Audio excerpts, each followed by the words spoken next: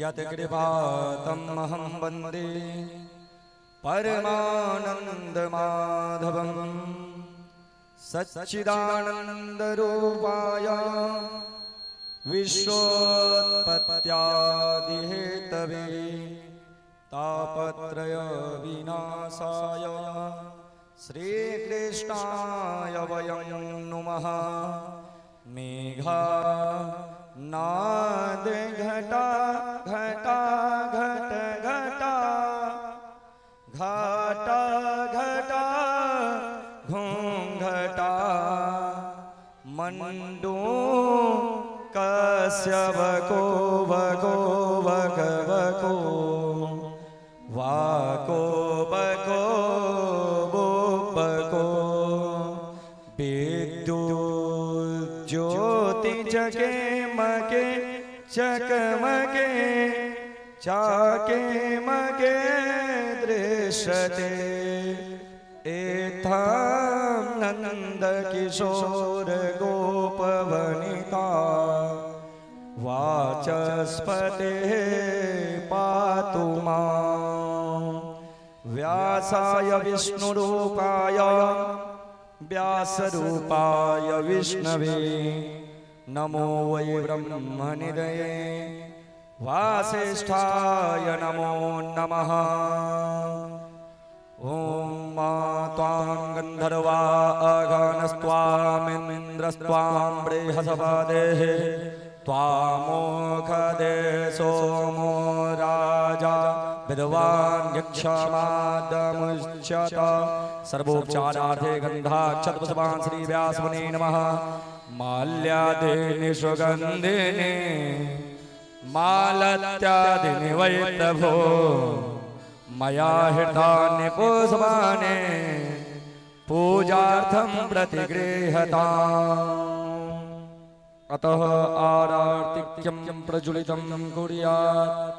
ध्यान देव समस्त भक्त लोकैन ग्रामवासी लोकैन सप्तम दिवस का कथा आरंभ होवा जा रहा है। जे समस्त लोकैन भक्त लोकैन कथा में भाग लेवा चाहे छी अति शीघ्र मंदिर प्रांगण में पहुंचवा कष्ट करू। जय श्री राधे जय श्री श्याम। ओम यस्य कर्पूरारार्तिक्यं आवाहित स्थापित पूजित देवी देवता सहित श्री राधा कृष्णाभ्यां नमः। श्री लड्डू गोपालाय नमः। हरि ओम मा चंद्रमा मनसो जातश्चक्षुः सोऽजो अजायत श्रोत्रावायुश्च प्राणश्च मुखादग्निरजायत इदगं हवेः प्रजननं मे अस्तु दशवीरगं सर्वगणागं स्वस्तये आत्मासनि प्रजासनि सुसनि लोकसनि अग्नेः प्रजां बहुलां मे करोत्पन्न पयोडे तो असमासो दत्ता कदली गर्भसम्भूतं कर्पूरं तो प्रदेविदम् आरार्तिकमहं कुर्वे पश्यमे वरदो भव। कर्पूर गौरं करुणावतारं संसार सारं भुजगेन्द्रहारं सदा वसन्तं हृदयारविन्दे भवं भवानी शैतं नमामि। शिवा के बिहारी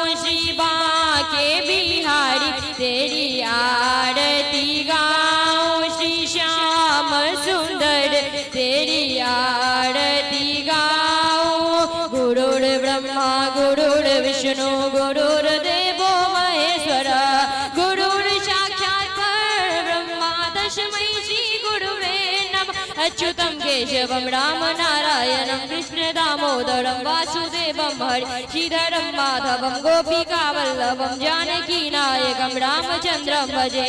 हरे राम राम राम हरे हरे हरे कृष्ण कृष्ण कृष्ण हरे हरे राम राम राम हरे हरे हरे कृष्ण कृष्ण कृष्ण हरे राम राम राम हरे हरे हरे कृष्ण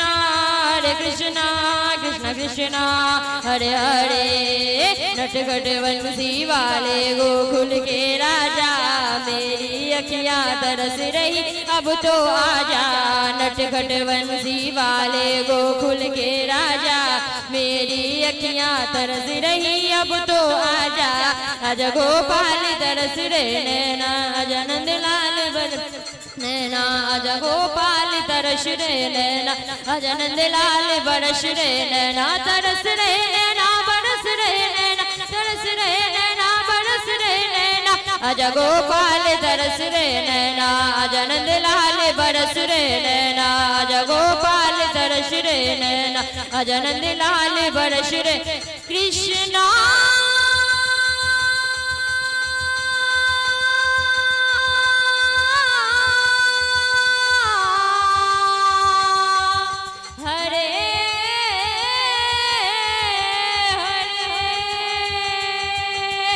गोपाल तरस रे नैना आजा नंदलाल बरस रे नैना आजा गोपाल तरस रे नैना आजा नंदलाल बरस रे नैना आजा गोपाल तरस रे नैना आजा नंदलाल बरस रे नैना। बोली शाबरी सरकार की जय हो, बाकी बिहारी लाल की जय हो। ओम सकर्पूरारार्तिक्यम आवाहित स्थापित पूजित देवी देवता सहित श्री राधा कृष्णाभ्यां नमः। ओम देवाभिवंदनम देवाभिवंदनम देवाभिवंदनम देव्यार्पणम परमात्माभिवंदनम आत्मा अभिरक्षणम आरार्तिक्यम ग्रहणम।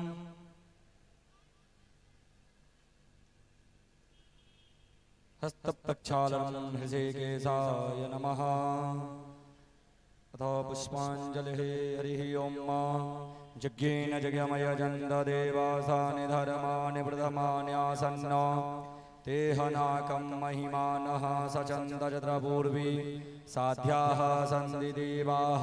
विश्वतश्चक्षुरुत विश्वतो मुखो विश्वतो बाहुरुत विश्वतस्वात्त संबाहुभ्यां धमति सम्पततेर्द्यावा भूमि जनयन् देव एकः। ओमेश्वर पुष्पाञ्जलिः श्रीमद्भागवत महापुराणाय नमः। श्री राधे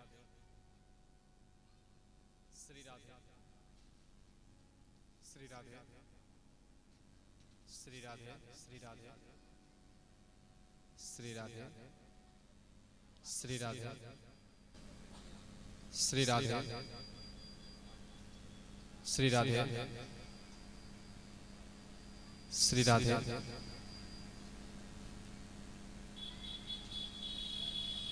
जय जय श्री राधे।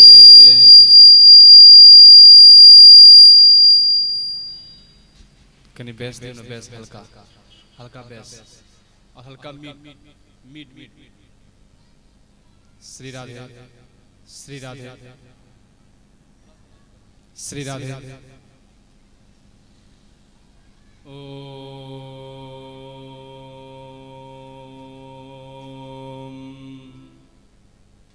स्वस्ति श्री गणेशाय नमः। ओम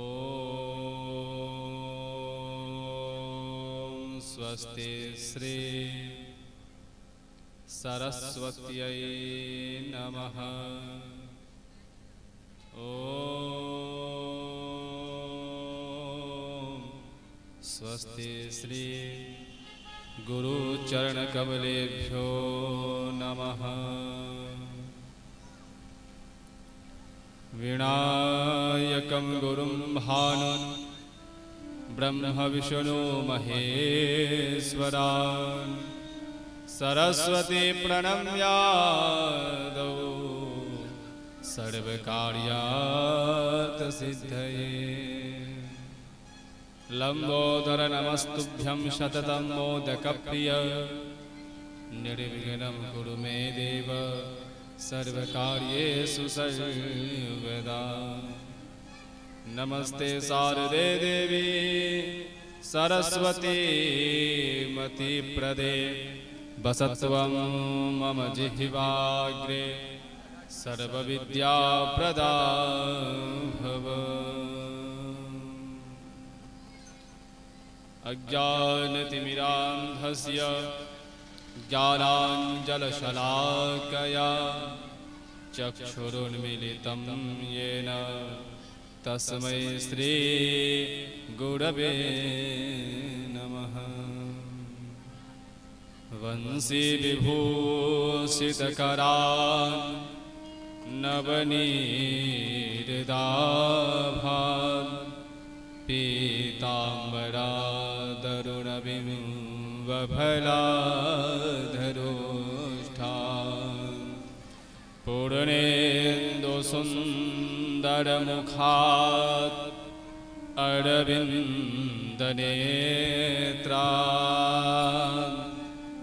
कृष्णात् परं किमपि त्वमहं न जाने यं प्रव्रजन्तमनुपेतमपेतकृत्यं द्वैपायनो विरहकातर्याजुहाव पुत्रेति तन्मयतया तर्वोऽभिनेदोष तं सर्वभूतहृदयं मुनिमानतोऽस्मि ध्येयं सदा परिभवघ्नमभीष्टदोहम् तीर्थास्पदं शिविरञ्चिनुतं शरण्यं भृत्यार्तिहं प्रणतपालभवाब्धिपूतं वन्दे महापुरुषते चरणारविन्दम् मृत्युंजय महादेव त्राहि मां शरणागतं जन्म मृत्यु जरा व्याधि पीडितं कर्मबन्धने राधे मेरे स्वामिनी मैं राधे जी को दास जन्म जन्म मोहि दीजिए श्री वृंदावन को वास। ओम शांति शांति शांति।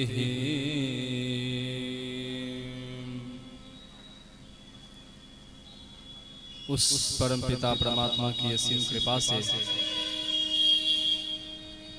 आज हमें सब भक्तगण श्रीमद् भागवत कथा ज्ञान महायज्ञ के सप्तम दिवस की प्रथम बेला में हम प्रवेश कर रहे हैं। तो प्रतिदिन की भांति आज भी हम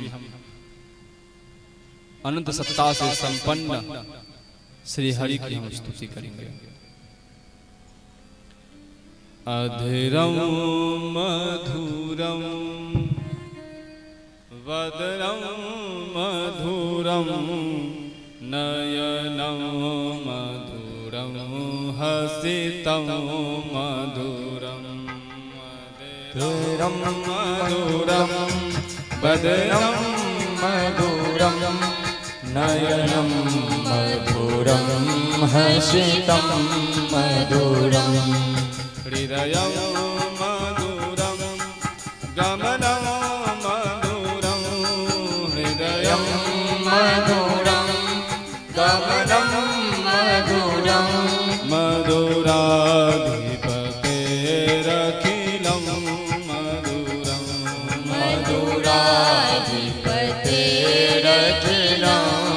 मधुरं मधुराधिपतेरखिलं मधुरं मधुराधिपतेरखिलं मधुरं वचनं मधुरं चरितं मधुरं वचनं मधुरं चरितं मधुरं वसनं मधुरं वलितं मधुरं वचनं मधुरं वलितं मधुरं चलितं मधुरं भ्रमितं मधुरं चलितं मधुरं भ्रमितं मधुरं मधुराधिपतेरखिलं मधुरं मधुराधिपतेरखिलं मधुरं मधुराधिपतेरखिलं मधुरं मधुराधिपतेरखिलं मधुरं रेणुर्मधुरो रेणुर्मधुर पाने मधुर पादौ मधुर रेणुर्मधुरो रेणुर्मधुरः पानिर्मधुरः पादौ मधुरो नृत्यं मधुरं सख्यं मधुरं नृत्यं मधुरं शक्यं मधुरं मधुराधिपतेरखिलं मधुरं मधुराधिपतेरखिलं मधुरं मधुराधिपतेरखिलं मधुरं मधुराधिपतेरखिलं मधुरं गीतं मधुरं पीतं मधुरं गीतं मधुरं पीतं मधुरं भोक्तं मधुरं सूक्तं मधुरं भोक्तं मधुरं शोकं मधुरं रूपं मधुरं तिलकं मधुरं रूपं मधुरं तिलकं मधुरं रूपं मधुरं तिलकं मधुरं रूपं मधुरं तिलकं मधुरं मधुराधिपतेरखिलं मधुरं मधुराधिपतेरखिलं मधुरं मधुराधिपतेरखिलं मधुरं मधुराधिपतेरखिलं मधुरं कर्णं मधुरं तरणं मधुरं कर्णं मधुरं तरणं मधुरं हरणं मधुरं स्मरणं मधुरं हरणं मधुरं भ्रमणं मधुरं पमितं मधुरं समितं मधुरं पमितं मधुरं शमितं मधुरं मधुराधिपतेरखिलं मधुरं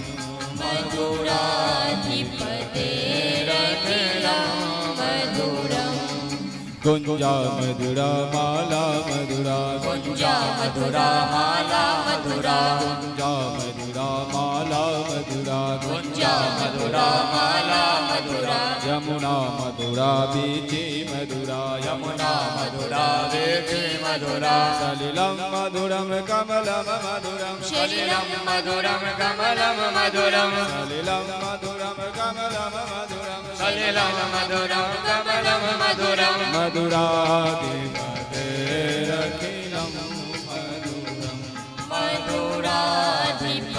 मधुराधिपतेरखिलं मधुरं गोपी मधुरा गावो मधुरा गोपी मधुरा गावो मधुरा गोपी मधुरा लीला मधुरा गोपी मधुरा लीला मधुरा योक्तं मधुरं सूक्तं मधुरं युक्तं मधुरं मोक्तं मधुरं श्रेष्ठं मधुरम श्रेष्ठम मधुरम इष्टं मधुरं इष्टं मधुरं इष्टं मधुरम श्रेष्ठम मधुरम इष्टं मधुरं श्रेष्ठं मधुरं मधुराधिपतेरखिलं मधुराधिपतेरखिलं मधुरम् गोपी मधुरा गावो मधुरा गोपी मधुरा गावो मधुरा गोपी मधुरा गावो मधुरा गोपी मधुरा गावो मधुरा यष्टिर मधुरा श्रेष्ठिर मधुरा यष्टिर मधुरा श्रेष्ठिर मधुरा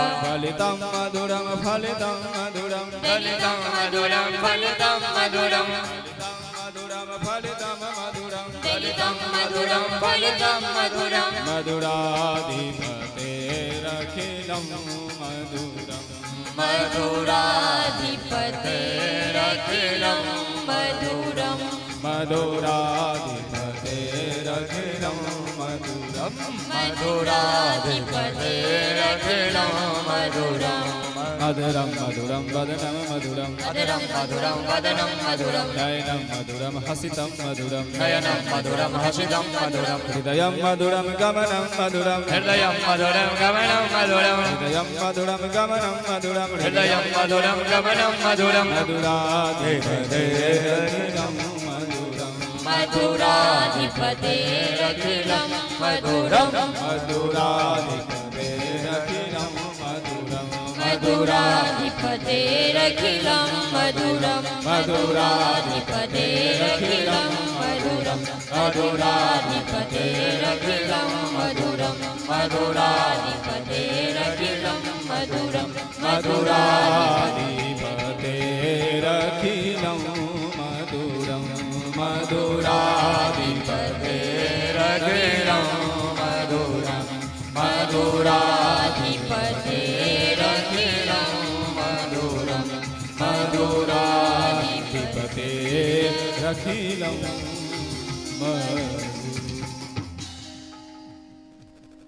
नमः सभाभ्यः सभापतिभ्यश्च वो नमः। सर्वप्रथम श्री गणेश जी के चरण कमलों में मेरा सादर प्रणाम वंदन। मेरे कुल देवता मेरे इष्ट देवता के चरणों में प्रणाम वंदन नमन। श्री लक्ष्मी नारायण जी के चरण कमलों में प्रणाम वंदन एवं श्री सूर्य नारायण जी के चरण कमलों में प्रणाम वंदन। इस गांव के भगवती जगत जननी जगदम्बा के चरण कमलों में मेरा प्रणाम एवं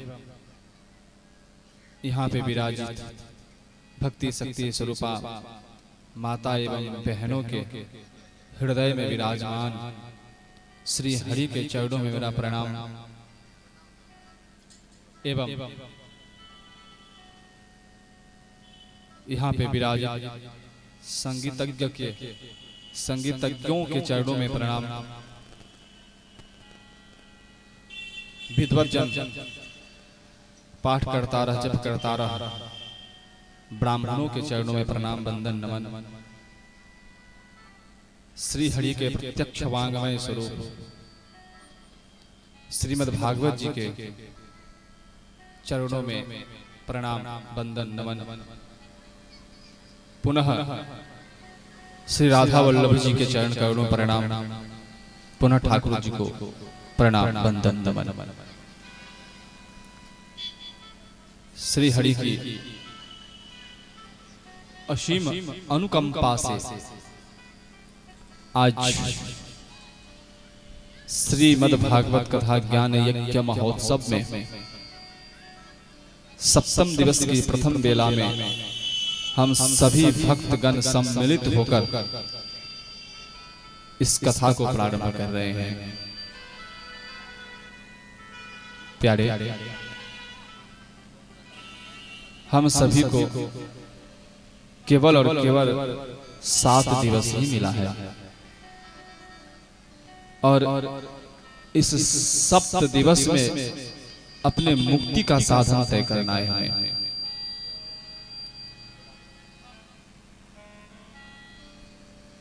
भगवान श्री हरि की पहले हम कीर्तन करेंगे और कलव के कीर्तनार्थ इस कली काले में श्री हरि की कीर्तन ही सर्व कुछ प्रदान कराने वाली है। आइए हम सभी भक्त मिलकर के श्री हरि की पहले हम कीर्तन करेंगे। श्री कृष्ण गोविंद हरे मुरारे, हे नाथ नारायण वासुदेव। श्री कृष्ण गोविंद हरे मुरारे, हे नाथ नारायण वासुदेव। पितु मात स्वामी सखा हमारे, हे नाथ नारायण वासुदेव। श्री कृष्ण गोविंद हरे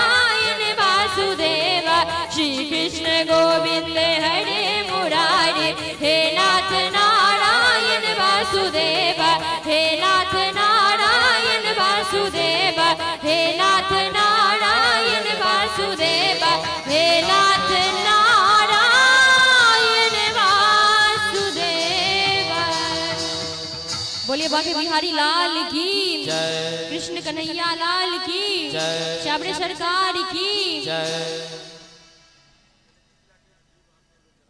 श्री राधे, जय श्री राधे। आइए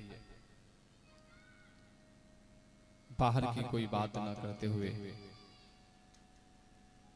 हम सभी भक्तगण सीधे कथा में पधारते हैं। एक बार कहो ना जय श्री, जोर से जय श्री। कल हम सभी भक्तगण माँ रुक्मिणी और भगवान श्री कृष्ण के विवाहोत्सव में थे और उस महाउत्सव की कथा हम श्रवण कर रहे थे। आज द्वारिका वासियों ने द्वारिका को खूब सुंदर, बहुत अद्भुत सजाया है। ऐसा प्रतीत हो रहा था मानो द्वारिका एक दुल्हन से सजी हुई है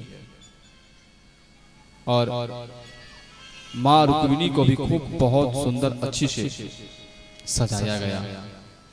मेरे गोविंद को भी बहुत सुंदर अच्छे से सजाया और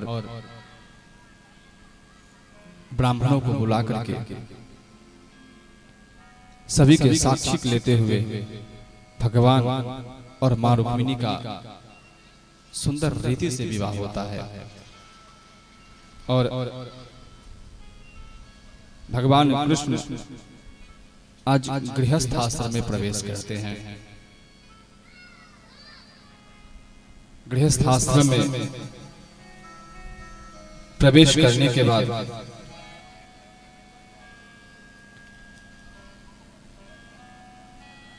एक पुत्र का जन्म होता है और उस पुत्र का नाम होता है प्रद्युम्न। और प्रद्युम्न भगवान के सदृशी देखने में थे, परंतु एक संबरासुर नामक असुर था और उस असुर को शाप लगा हुआ था कि इंद्र का, कि श्री कृष्ण का जो पुत्र है उसी से उसकी मृत्यु होगी, अन्यथा उसकी मृत्यु किसी से नहीं होगी। और इस बात का वो ध्यान रख रहा था कि श्री कृष्ण का कब प्रथम पुत्र होगा और मैं उसको मार दूंगा।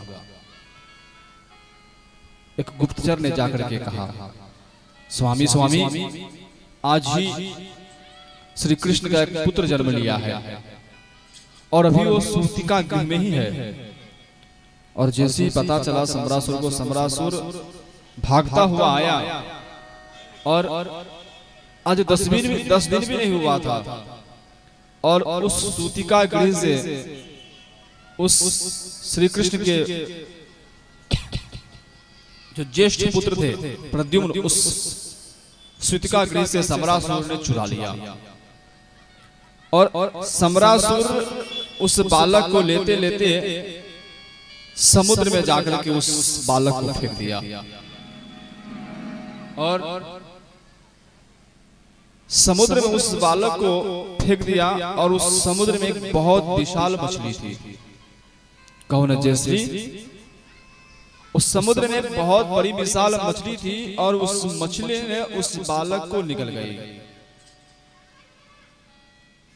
एक दिन की बात है कि एक मछुआरा मछली को पकड़ने के लिए समुद्र में जाल फेंका और जैसे ही समुद्र में जाल फेंका उस मछुआरे ने, तो वो जो बड़ी मछली थी जो श्री कृष्ण के पुत्र को निगल गई थी, वो मछली उस जाल में आ गई।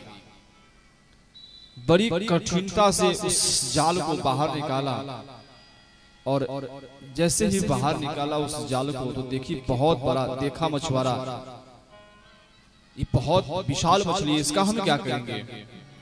मछुआरा ने विचार किया, इसका मेरा कोई काम है नहीं, और यदि इतनी बड़ी मछली मैं यदि अपने राजा संबरासुर को दूंगा तो बहुत प्रसन्न होंगे। और उस मछुआरे ने उस मछली को लेकर के सम्रासुर के राज्य में चला गया और वहां एक काम कर रही थी, काम वाली थी, एक काम कर रही थी, उसका नाम था मायावती। परीक्षित जी महाराज प्रश्न करते हैं, ये मायावती कौन थी और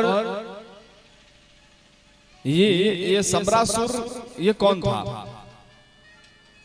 सुखदेव जी महाराज कहते हैं, राजन ये मायावती कोई और नहीं है, ये मायावती कामदेव की पत्नी है। और पूर्व में जब महादेव जी समाधिस्थ थे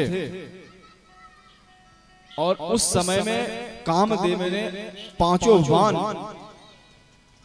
जब शंकर जी पे चलाया, शंकर जी के नेत्र खुली और उस नेत्र खुलते ही वो कामदेव जल करके भस्म हो गया। इधर रोती रोती उसकी पत्नी रति आई। रति कहती है, महादेव रक्षा कीजिए, महादेव रक्षा कीजिए, इस संसार में यदि काम ही नहीं रहेगा तो सृष्टि कैसे बढ़ेगी? और बहुत क्षमा प्रार्थना करने लगी। और जैसे ही क्षमा प्रार्थना करी, भगवान बोले ठीक है, अब ये तो जल करके अभी भस्म हो गया है, अब मैं एक वरदान देता हूं। देवी, जब भगवान कृष्ण का प्राकट्य होगा इस भूमि पर और उनके बड़ी पत्नी रुक्मिणी के गर्भ से जो बालक उत्पन्न होगा वो कोई और नहीं, वो कामदेव ही होगा। और ये मिलेगा कहां?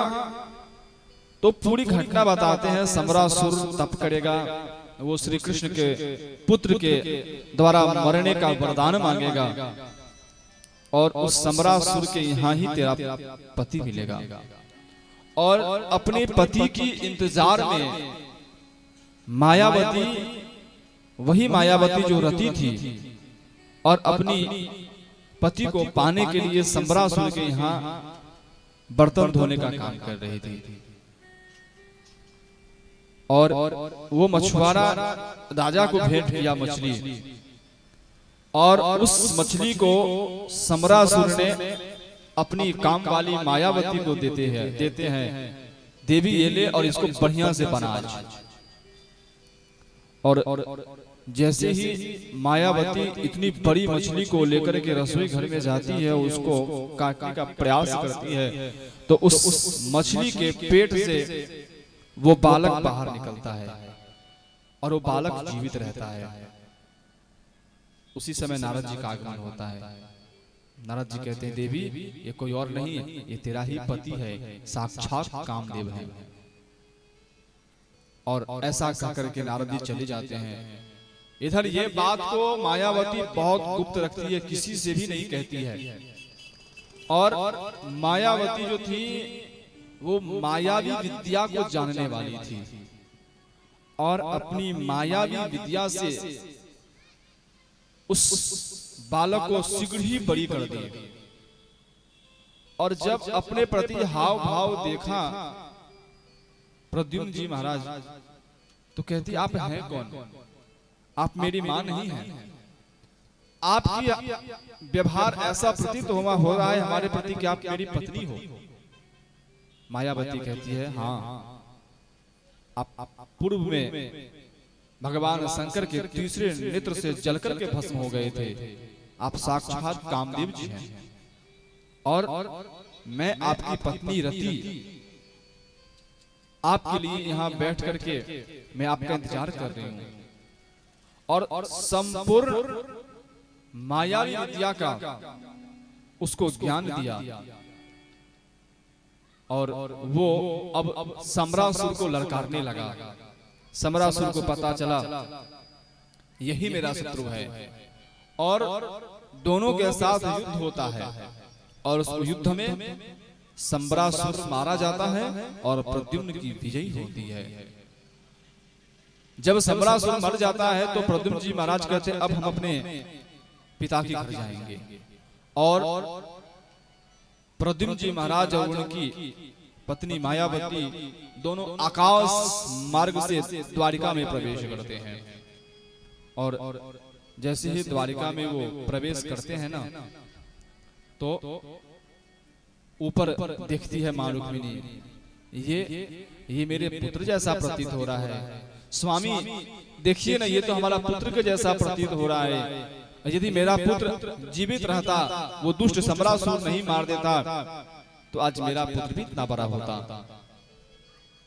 और इतने में वो प्रद्युम्न जी महाराज नीचे आंगन में आए और मां रुक्मिणी के दोनों चरण स्पर्श करते हुए कहते हैं, मैं ही आपका पुत्र हूँ। मां रुक्मिणी कहती है, ये कौन है? बोली, ये मायावती है और मेरी पत्नी है। इस प्रकार प्रद्युम्न जी का महाराज वर्णन करते हैं। एक दिन की बात है, कहो न जय श्री जय जय श्री राधे। एक दिन की बात है, द्वारिका में भगवान श्री कृष्ण बैठे हुए थे और वहां सभा हो रही थी, बात विमर्श हो रही थी। उसी समय सत्राजित, उस समय का राजा था वो, और सत्राजित राजा भगवान सूर्य का परम भक्त था। और भगवान सूर्य की वो इतनी भक्ति करता था कि भगवान सूर्य प्रसन्न होकर के उसे एक स्यमंतक मणि दिया था। और वो मणि साक्षात सूर्य के समान प्रतीत हो रहा था। और स्यमंतक मणि को पहन करके वो सत्राजित कभी इधर घूमता कभी इधर घूमता। एक दिन की बात है कि उस स्यमंतक मणि को पहन करके राजा सत्राजित उस द्वारिका में आ रहे थे। और जैसे ही द्वारिका में आए तो उनके अनुचरों ने कहा, देखिए लग रहा है भगवान सूर्य साक्षात आपसे मिलने के लिए आ रहे हैं। भगवान श्री कृष्ण, नहीं, ये भगवान सूर्य नहीं है, यह भगवान सूर्य के द्वारा दिया हुआ ये स्यमंतक मणि राजा सत्राजित पहन करके इस द्वारिका में आ रहे हैं। और जब वो सत्राजित आया, अपनी बात पूरी करी, भगवान श्री कृष्ण कहते हैं, सत्राजित ये जो स्यमंतक मणि है वो प्रतिदिन 8 भर सोना देता है, और प्रतिदिन 8 भर सोना लेकर के आप करेंगे क्या? एक काम कीजिए, आपको शौक है मणि का, तो इस मणि को आप रखे रहिए, और इसका जो प्रतिदिन 8 भर सुवर्ण होता है वो सुवर्ण इस द्वारिका को दे दीजिए, जिससे इस राज्य का भरण पोषण चलेगा। सत्राजित ने मना कर दिया, नहीं, न मैं ये मणि दूंगा और न इसके द्वारा प्रतिदिन 8 भर स्वर्ण जो हमें प्राप्त होता है वो मैं दूंगा। और ऐसा कर के सत्राजित चला गया। एक दिन उसका छोटा भाई प्रसेन उस मणि को अपने गले में धारण किया और शिकार खेलने के लिए जंगल में चला गया। इधर कई दिन बीत गए, उसका छोटा भाई प्रसेन नहीं आया। सत्राजित ने आरोप लगा दिया भगवान श्री कृष्ण पे, ये श्री कृष्ण है ना, इन्होंने मेरे से स्यमंतक मणि मांगी थी और मैंने इनको मणि नहीं दिया, और मेरा छोटा भाई इस मणि को पहन करके जंगल में गया था शिकार खेलने के लिए, वहीं पर श्री कृष्ण ने इसको मरवा दिया मेरे छोटे भाई को, और उसका मणि ला करके द्वारिका में इन्होंने रख लिया है। ये सभी से कहने फिरने लगे। कहो ने एक बार जय श्री। जब तक किसी बात से हम विश्वास न हो जाए, यही बात है, हम कंफर्म न हो जाए, यही बात है, तब तक किसी पर प्रत्यारोपण नहीं करना चाहिए। और खास करके भगवान पर, भगवान के कार्यों पर कई ऐसे लोग भी होते हैं जो धर्म कार्य का विरोध करते हैं। एक बात कहूं प्यारे, जैसे जल के जोर से भोजन की रुचि जाए, जैसे जर की जोर से भोजन की रुचि जाए और जन्म जन्म के पाप से हरि चर्चा न सुहाई। जब बुखार लगती है ना, तो उस व्यक्ति को आप भले 56 प्रकार के उसको भोग ला करके उसको दे दीजिए, उसको अच्छा नहीं लगता है। क्यों? जब बुखार लगती है ना, तो खाने की जो रुचि है वो कम हो जाती है, खत्म हो जाती है। और जन्म जन्म के पाप से हरि चर्चा न सुहाई। जब जन्म जन्म की पाप इकट्ठा हो जाए ना, ऐसा मन में लगे कि मैं भगवान के कार्यों में, कथाओं में, यज्ञों में, अनुष्ठानों में, धर्म कार्यों में जब विरोध करने का मन करे ना, तो समझ लेना कि हमारे ऊपर पाप बहुत घेर लिया है और बचना चाहिए। पदे पदे स्वमेधस्य फलम प्राप्नोति संशयः। श्रीमद् भागवत ऐसा कहती है, जो व्यक्ति इस भागवत कथा की ओर, यज्ञों की ओर, अनुष्ठानों की ओर, जब व्यक्ति आता है ना, अपने घर से निकलता है ना, तो उस घर से निकलते निकलते प्रत्येक कदम पर उसको एक एक अश्वमेध यज्ञ करने का फल प्राप्त होता है। और जो आता है उसको तो मिलता ही है, और जो उसको प्रेरणा करता है कि चलो चलो, वहां कथा हो रही है, वहां यज्ञ हो रहा है, वहां धर्म कार्य हो रही है, वहां में जाना चाहिए, उसका आधा फल उसको भी प्राप्त होता है।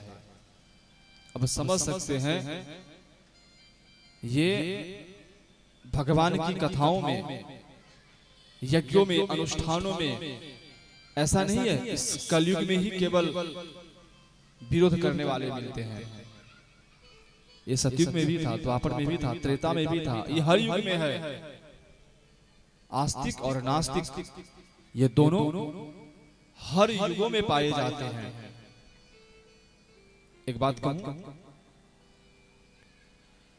जीवन में एक न एक व्यक्ति ऐसा अवश्य होना चाहिए जो हमारे कमियों को हमें दर्पण में दिखाए। कहो ना जयश्री, बहुत गूढ़ बात है, इसे समझनी चाहिए ध्यान से।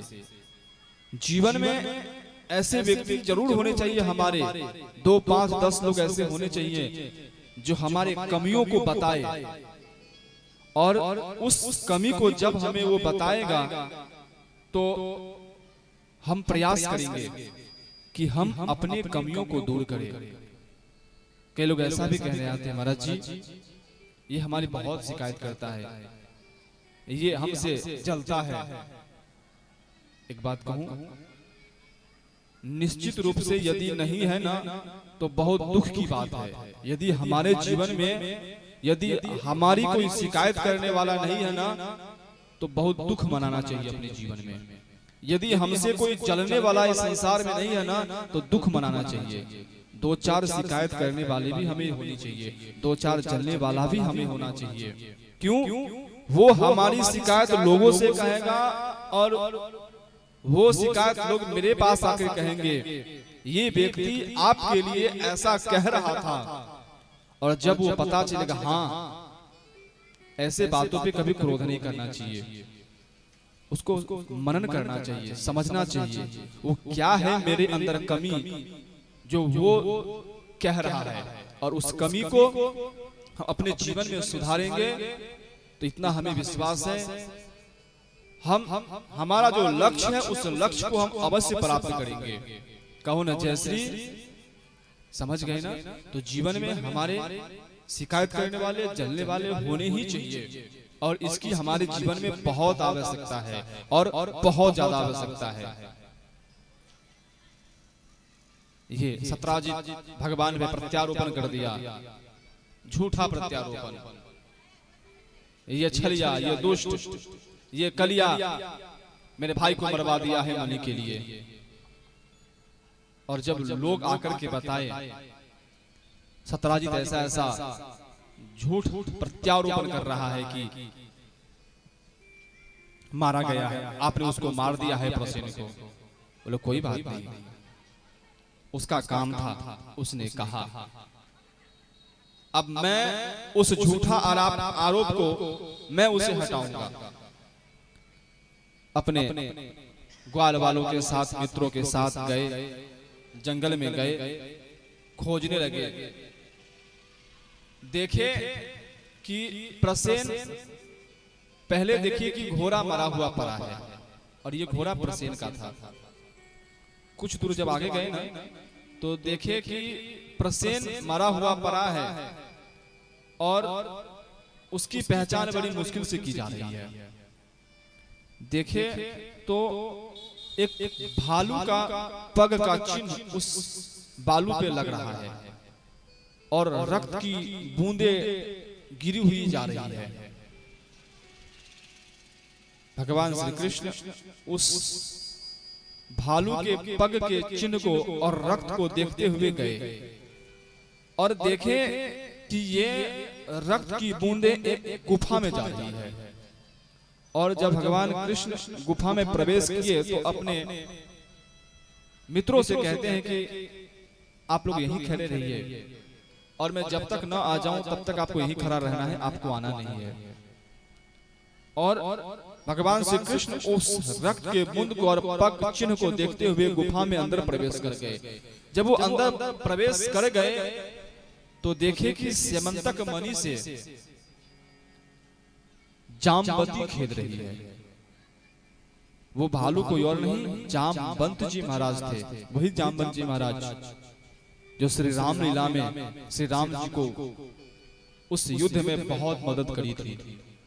वही जामवंत की पुत्री जामवती उस गुफा में उस मणि के साथ खेल रही है। भगवान श्री कृष्ण कहते हैं कन्या ये मणि मुझे दे दे। मना कर देती, नहीं ये मेरे पिताजी दिए हैं खेलने के लिए, मैं नहीं दे सकती हूँ। तब तक में जामवंत जी का आगमन होता है और जामवंत जी महाराज कहते हैं सुनो, मैं ये मणि नहीं दूंगा और यदि मणि चाहिए तो हमसे युद्ध करनी पड़ेगी। और भागवत जी में ऐसा कहा है कि 27 दिनों तक उस जामवंत के साथ भगवान श्री कृष्ण का युद्ध होता है।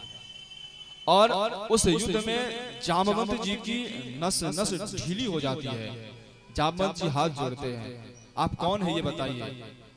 इस युग में ऐसा कोई भी नहीं है कि मुझे परास्त कर सके केवल श्री हरि के बिना। और उस समय कहते हैं मैं ही श्री राम जी का अंश हूं।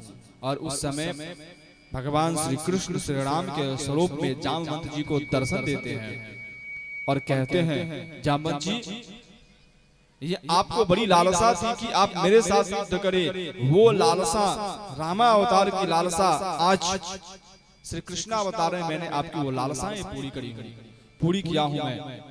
और उस समय में जामवंत जी महाराज कहते हैं प्रभु मैं ये मणि देने के लिए तैयार हूं, पर मैं अब वृद्धावस्था को प्राप्त हो रहा हूं, कब मेरी प्राण छूटेगी पता नहीं। श्री कृष्ण कहते हैं कहना क्या चाहते हैं आप। बोले ये मणि मेरा है, लेकिन एक विनय है आपसे, एक अनुग्रह है आपसे, एक अर्जी कर रहा हूं आपसे। क्या है? आप मेरी पुत्री जामवती के साथ विवाह कर लीजिए और इस मणि को भी आप ले जाइए। कहो न जय श्री। और उस समय में वहीं पर जामवंती जी के साथ श्री हरि का दूसरा विवाह होता है। और उस विवाह के बाद वो मणि जामवंत जी महाराज श्री कृष्ण को देते हैं।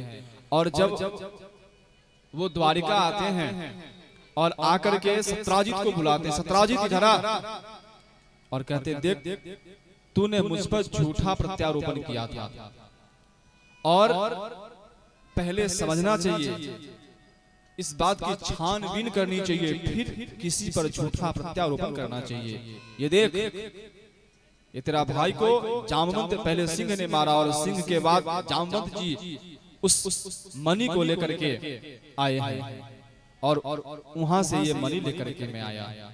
ले सत्राजित मणि ले जा। सत्राजित लज्जित होकर के अपने राज्य में आता है और उनके पास हाथ जोड़ के कहता है, भगवान मैं क्षमा प्रार्थी हूँ, मैंने आप पर झूठा प्रत्यारोपण किया है, मेरी अपराध को क्षमा कीजिए भगवान, और मैं ये मणि आपको देना चाहता हूँ। श्री कृष्ण मना कर देते, नहीं मुझे नहीं चाहिए मणि तेरा। उस समय में अपने बहन अपनी सत्राजित के पास एक बहन थी जिसका नाम था सत्यभामा, और उस सत्यभामा से का विवाह भगवान श्री कृष्ण के साथ करते हैं, और दहेज में वो मणि फिर से सत्राजित भगवान श्री कृष्ण को देते हैं। इस तरह से भगवान श्री कृष्ण का तीसरा विवाह हुआ। बोलिए भक्तवत्सल भगवान की। याद रहेगी ना, पहली विवाह किसके साथ? मां रुक्मिणी के साथ। दूसरी विवाह जामवती के साथ। तीसरी विवाह सत्यभामा के साथ। और सुखदेव जी महाराज कहते हैं, राजन सुनो, अब मैं और कथा सुनाता हूं आपकी, जो भगवान की अनन्य कथा है। सुखदेव जी महाराज कहते हैं, राजन चौथी विवाह उनकी कालिंदी से होती है। परीक्षित जी महाराज कहते हैं, ये कालिंदी कौन है? सुखदेव जी महाराज कहते हैं, राजन ये कालिंदी कोई और नहीं, ये कालिंदी मां यमुना महारानी ही है। और एक दिन कालिंदी यमुना नदी के तट पर बैठ करके श्री हरि को, भगवान श्री कृष्ण को पाने के लिए घोर तप कर रही थी। और तप करते करते कालिंदी की प्रत्येक अंग सूख गया था। उसी समय अपने भाई बलराम जी के साथ जब उस यमुना नदी के तट पे आते हैं जलपान करने के लिए, तो देखते हैं ये कालिंदी। बलराम जी से कहते हैं, पूछिए ये कौन है और यहाँ पे क्या कर रही है ये? कालिंदी कहती है, हे भगवान मैं यमुना महारानी हूँ, मेरा नाम कालिंदी है, और मैं आपसे विवाह करना चाहती हूँ, और इसी के लिए मैं तप कर रही हूँ। यदि आपके साथ मेरा विवाह नहीं होगा तो मैं तप करते करते अपने प्राणों को यहीं त्याग दूंगी। और उस समय में भगवान श्री कृष्ण कालिंदी के साथ चौथा विवाह करते हैं। बोले दूल्हा सरकार की जय। इसके बाद मित्रविंदा, इनका पांचवा विवाह मित्रविंदा के साथ होता है। सुखदेव जी महाराज कहते हैं, अवंतिका उज्जैन के एक राजा थे, वो दो भाई थे, अनु और बिंद, ये दो भाई थे, और इन्होंने स्वयंवर किया था, और स्वयंवर में बड़े बड़े पहलवानों को उन्होंने बुला रखा था, और ये कहा था जो इस पहलवानों को मार देगा उसी से मैं अपनी बहन की विवाह करूंगा। और ऐसा करते करते बहुत दिन बीत गया था। ऐसा कोई वीर नहीं था कि उस पहलवानों को मारे और उसके बहन मित्रविंदा से विवाह करे। भगवान को ये बात पता चला, और उज्जैन के धरती पर जाकर के उस पहलवानों को परास्त करते हैं, और उस अनु और बिंद की जो बहन है मित्रविंदा, उसके साथ भगवान श्री कृष्ण का पांचवा विवाह होता है। बोले बाल कृष्ण लाल की जय। छठा विवाह भगवान श्री कृष्ण का सत्या के साथ होता है। ये सत्या कौन है? वहीं मध्य प्रदेश में एक राजा थे, और राजा के पास 7 बड़े बड़े खूंखार बैल थे, और बैल ऐसे जो बड़े बड़े योद्धाओं को एक क्षण में मार दे। और वो राजा जो थे उन्होंने प्रतिज्ञा करी थी कि कोई ऐसा योद्धा आएगा और एक ही साथ में एक ही क्षण में 7 बैलों को जो नाथ देगा उसके साथ मैं अपनी पुत्री सत्या का विवाह करूंगा। अब एक बैल को नाथना बहुत कठिन काम था, और एक ही समय में 7 बैलों को नाथना ये तो और कठिन काम था। भगवान श्री कृष्ण को ये बात पता चला। भगवान श्री कृष्ण आए, और भगवान श्री कृष्ण अपने स्वरूप को 7 भागों में विभाजित कर दिए। वहां पे 7 कृष्ण बन गए, और 7 कृष्ण 7 बैलों को पकड़ कर एक साथ भगवान ने उस 7 बैलों को नाथा और वहां पे छठा विवाह सत्या के साथ होता है। बोले बाल कृष्ण लाल की। और भगवान की अंतिम विवाह भगवान की 7वां विवाह भद्रा के साथ। ये भद्रा कौन है? सुखदेव जी महाराज कहते हैं ये भगवान श्री कृष्ण की बहुत दूर की एक बुआ थी जिसका नाम था श्रुति, और वो बुआ की एक पुत्री थी जिसका नाम था भद्रा। और भद्रा हिमालय में जाकर के कठोर तप कर रही थी श्री कृष्ण को पाने के लिए। और उस समय में भगवान श्री कृष्ण उनकी बुआ की जो पुत्री थी भद्रा के साथ भगवान श्री कृष्ण का 7वां विवाह होता है। बोले बाल कृष्ण लाल की। और ये अंतिम विवाह लक्ष्मणा के साथ होता है। और लक्ष्मणा की भी जो पिता थे उन्होंने स्वयंवर करके रखे थे और उन्होंने भी ये प्रतिज्ञा कर रखी थी जो मेरे पहलवानों को मार देगा मैं उसके साथ अपनी पुत्री का विवाह करूंगा।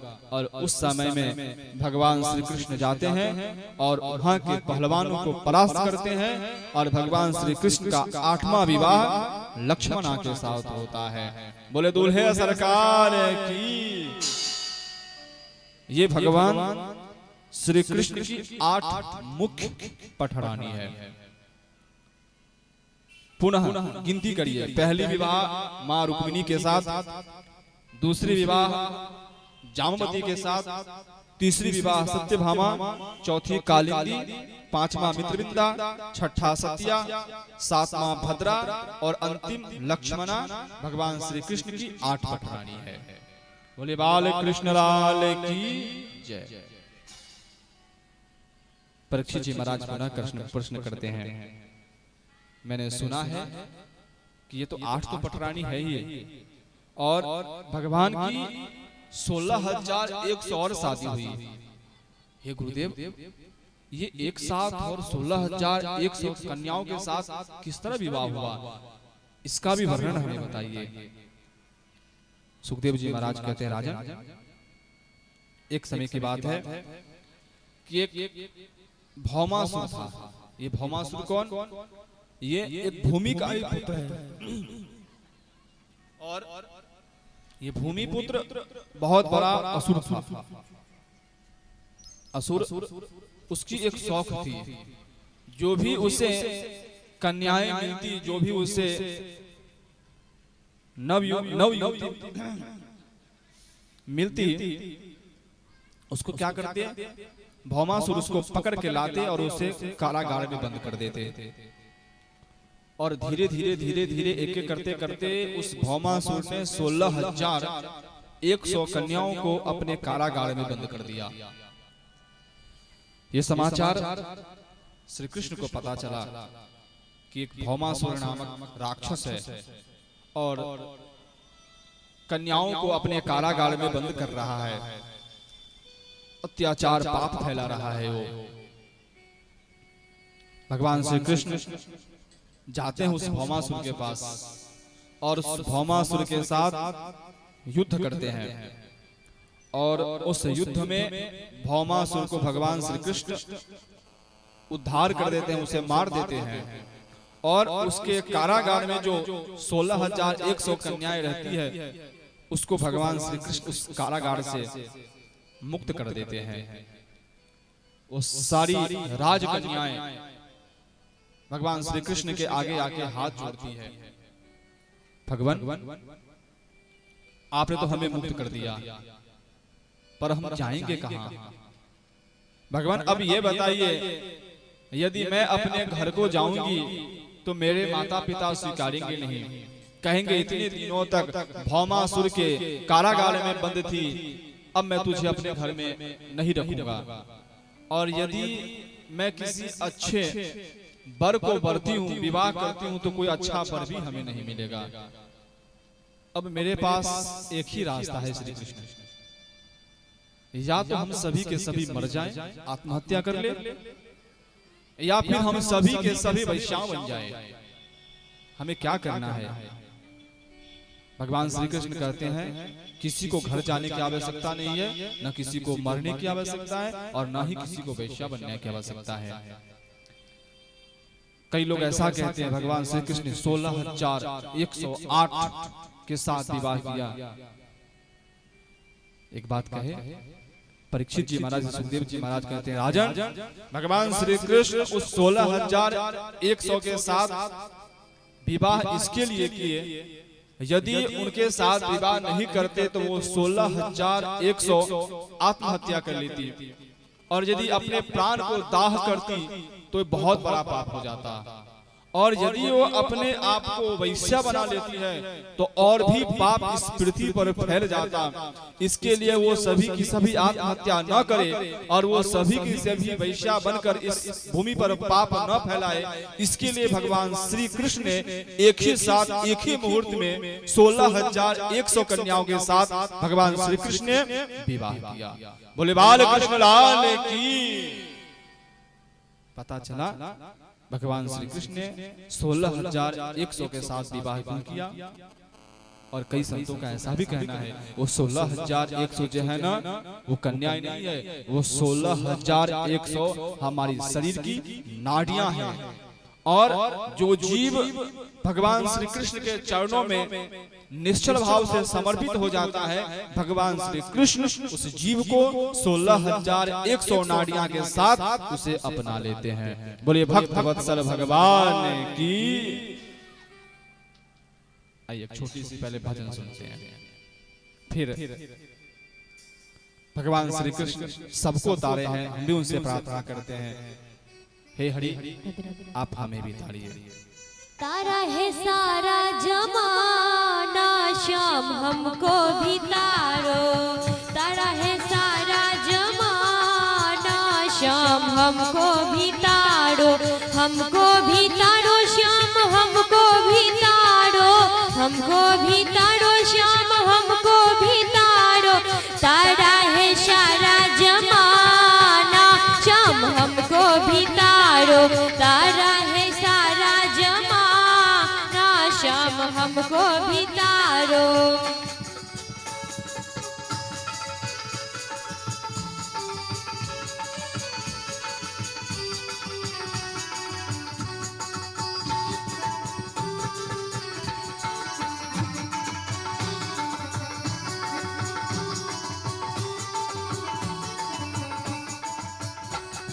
हमने सुना है श्याम मीरा को तारा। हमने सुना है श्याम, हमने सुना है श्याम मीरा को तारा। बिना के करके बहाना, श्याम हमको भी तारो। तारा है सारा जमाना, श्याम हमको भी तारो। तारा है सारा जमाना, श्याम हमको भी तारो। सब कुछ हाथ उठाकर ताली बजाकर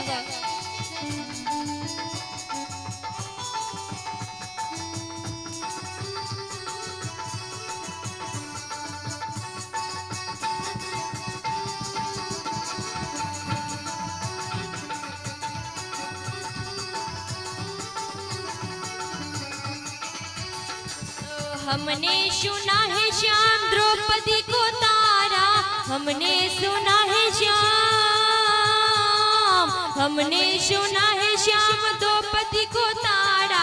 साड़ी के करके बहाना, श्याम हमको भी तारो। तारा है सारा जमाना, श्याम हमको भी तारो। तारा है सारा जमाना, श्याम हमको भी तारो।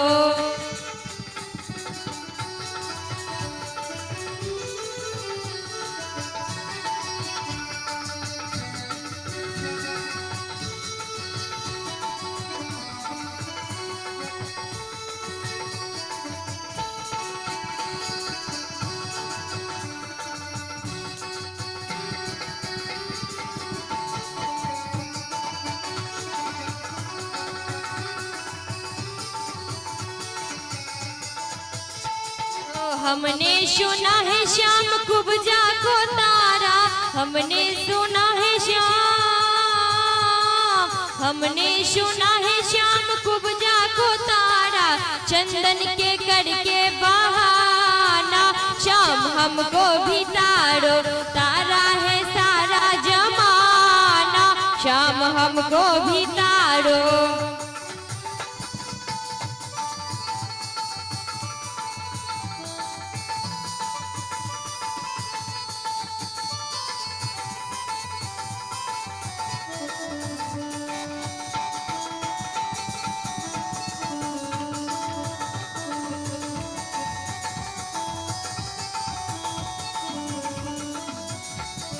हमने सुना है श्याम अर्जुन को तारा, हमने सुना है श्याम अर्जुन को तारा, गीता के करके बहाना, श्याम हमको भी तारो, तारा है सारा जमाना, श्याम हमको भी तारो, तारा है सारा जमाना, श्याम हमको भी तारो, हमको भी तारो, श्याम हमको भी तारो, हमको भी तारो, श्याम हमको भी तारो, तारा है सारा जमाना, श्याम हमको भी तारो, तारा है सारा जमाना, श्याम हमको भी तारो, तारा है सारा जमाना, श्याम हमको भी तारो।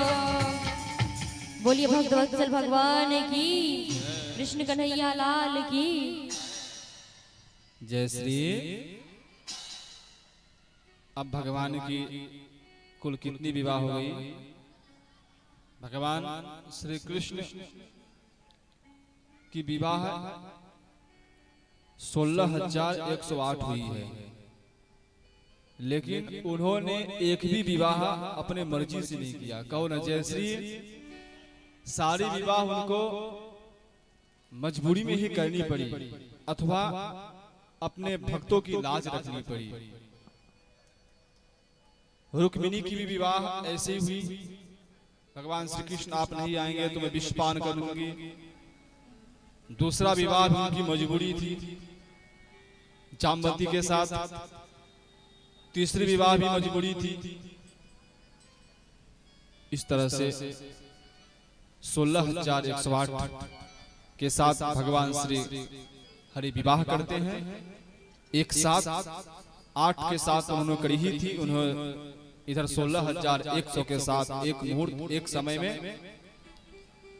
16,100 कृष्ण रूप धारण करके सबके साथ विवाह किया और सबके लिए भगवान ने अलग अलग रूम का भी निर्माण किए थे और 16,100 के साथ भगवान श्री कृष्ण अलग अलग रूम में अलग अलग के साथ रहने लगे। एक दिन माँ रुक्मिणी और श्री कृष्ण झूले पे बैठे थे और आज श्री कृष्ण को झूले पे बैठे बैठे थोड़ी मस्ती सूझी उनको। कहो न जय श्री। और मैंने विचार की आज थोड़ी रुक्मिणी को आज चिढ़ाते हैं, थोड़ी मस्ती करते हैं इनसे। बैठे थे, माँ रुक्मिणी से कहते हैं एक बात कहूं? हाँ स्वामी कहिए। श्री कृष्ण कहते हैं एक बात बता, तूने क्या देख करके मेरे से शादी किया? बस रुक्मिणी बोली बस आप मुझे अच्छे लगे और मैंने आपकी लीला सुनी, आप साक्षात भगवान के अंश है, इसके लिए मैंने आपसे विवाह कर लिया। रुक्मिणी ये बता, मैं कोई देखने में बहुत सुंदर हूं क्या? काला कलूटा लोग इसके लिए मेरा नाम कृष्ण कर दिए। सांवला हूं, कोई देखने में तो गोरा भी नहीं हूं।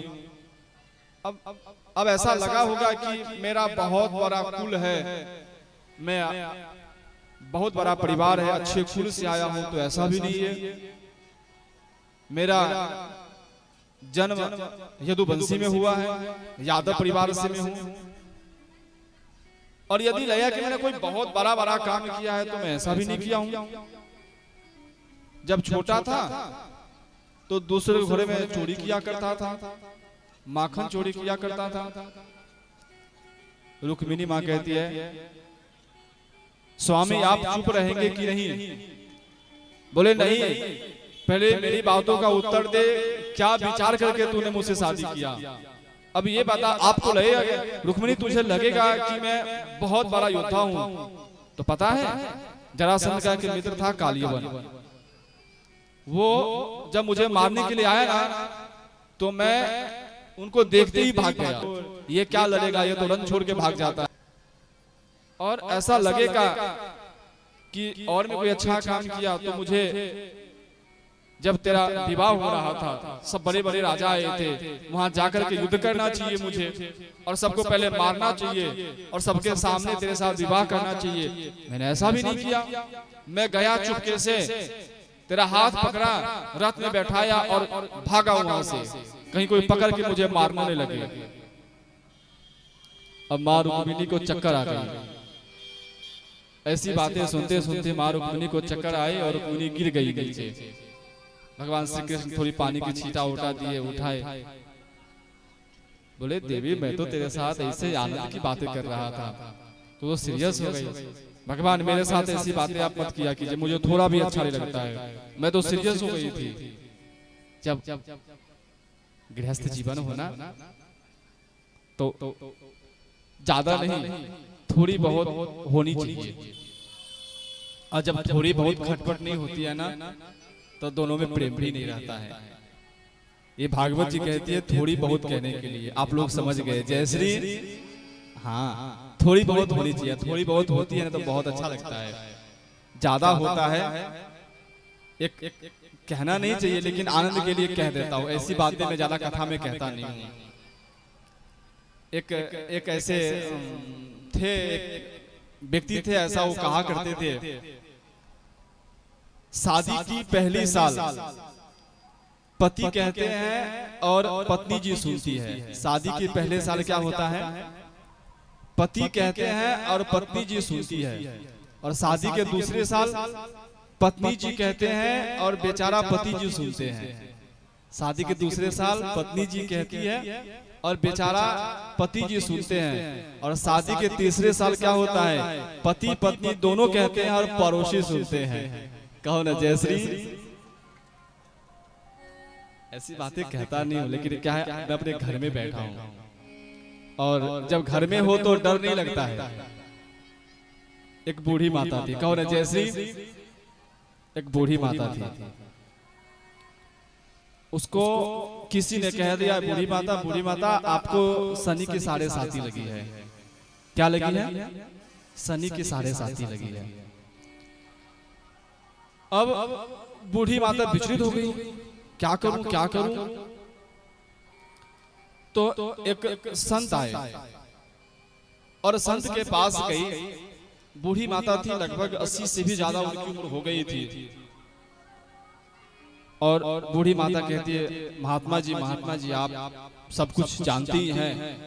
एक पंडित जी आए थे, उन्होंने मेरी जन्म कुंडली देखी, और उस जन्म कुंडली में पंडित जी कहे कि शनि की 7.5 चल रही है, तो क्या करना चाहिए? तो संत जी कहे शनि की 7.5 चल रही है तो शनि महाराज का सबसे प्रिय द्रव्य है लोहा, लोहा को दान कर देना चाहिए। अब लोहा का दान करेंगे? बूढ़ी माता बोली बोलिए करना कितना है? 1 kilo, 2 kilo, 5 kilo, 10 kilo, 1 quintal, 2 quintal, बस मेरी शनि की 7.5 उतरनी चाहिए। आप जितना बोलेंगे उतना लोहा में दान कर दूंगी। बोले बूढ़ी माता कल आना।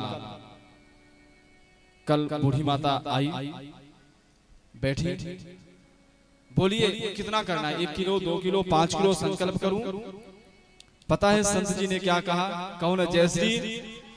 संत जी ने कहा बूढ़ी माता 2 किलो, 4 किलो, 10 किलो नहीं, ये तूने जो अपने कमर में चाबी का गुच्छा जो लगा के रखा है 250 ग्राम का लोहा, वो अपने बहू और बेटे को दे दे, तेरे सारे शनि की 7.5 उतर जाएगी।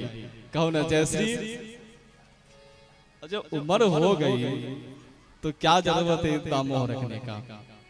सौंप दीजिए बहू बेटे को और करिए भजन। हाँ, आज थोड़ी आनंद कर रहे हैं श्री कृष्ण जी रुक्मिणी से, इसलिए हमने भी थोड़ी आनंद की बातें कही। अब कई भक्त कह रहे होंगे महाराज जी ऐसी ही कोई कथा सुनाइए, हमें बहुत अच्छा लगती है ऐसी कथा। भागवत की कथा 7 दिन से सुनते सुनते हम क्या उब गए हैं। ऐसी बात है, कहो ना जय श्री उब से गए हैं। आप लोगों की मुस्कुराहट बता रही है ऐसे ही आपकी कथा अच्छी लगती है। चलिए एक और सुना देता हूं, क्योंकि कोई भी चीज मर्यादा में ही अच्छी लगती है। बाद में सुनाऊंगा फिर कभी। इधर श्री रुक्मिणी, माँ रुक्मिणी के साथ श्री कृष्ण जी आनंद लेते हैं, आनंद करते हैं उनसे। और प्रद्युम्न का एक पुत्र था जिसका नाम था अनिरुद्ध, और वो अनिरुद्ध बहुत सुंदर था, देखने में श्री कृष्ण के जैसा ही प्रतीत होता था। एक वानासुर करके एक राक्षस था। भगवान शिव का वो परम भक्त था,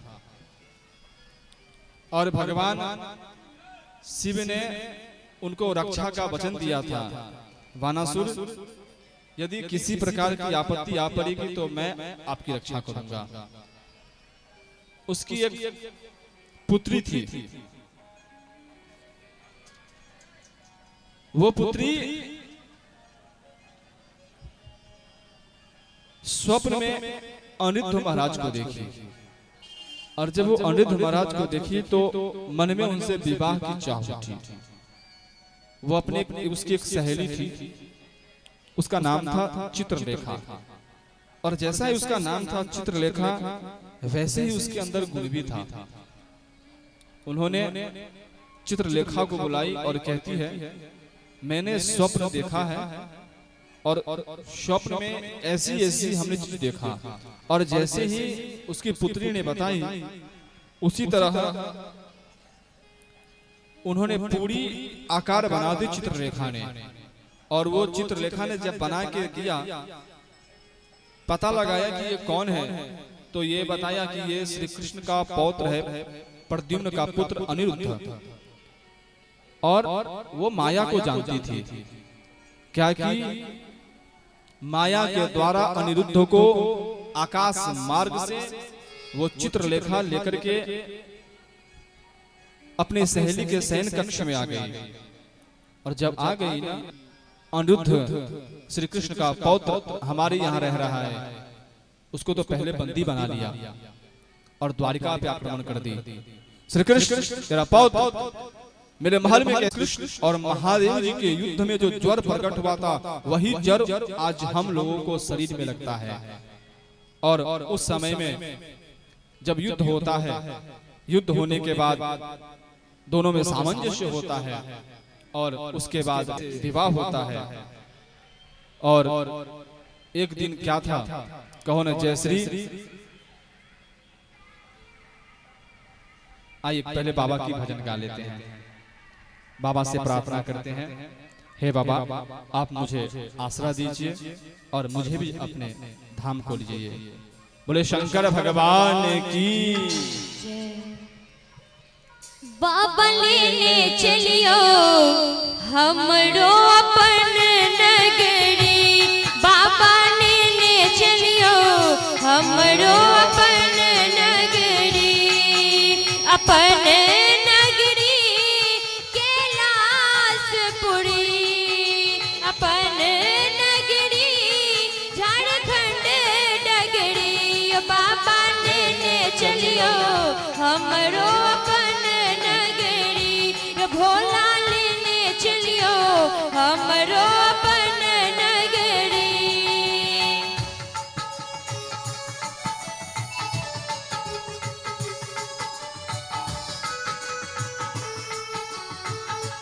प्रेम से गाओ, सब कुछ प्रेम से गाओ।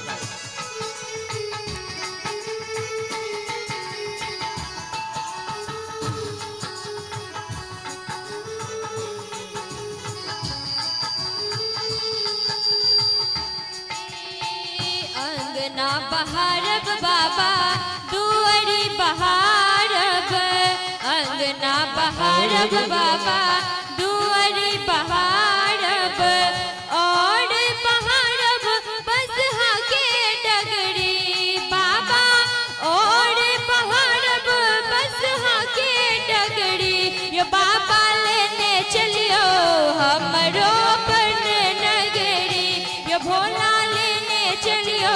हमरो अपन नगरी।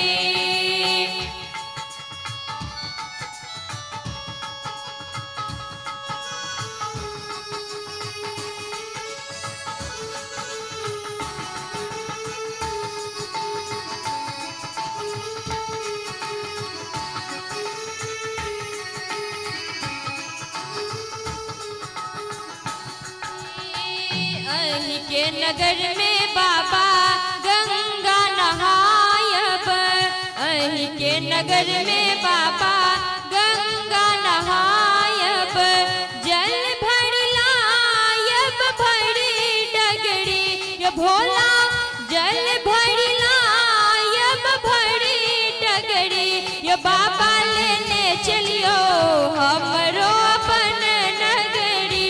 ये भोला चलियो हमरो अपन नगरी।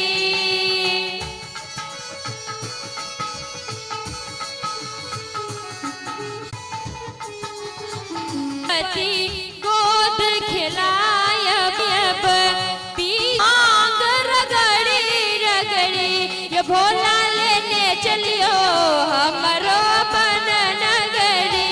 ये बाबा लेने चलियो हमरो अपन नगरी यो कैलाशपुरी, अपन नगरी झारखंड डगरी ये बाबा लेने चलियो हमरो अपन नगरी। ये बाबा लेने चलियो हमरो अपन नगरी। बोलो शंकर भगवान की जय।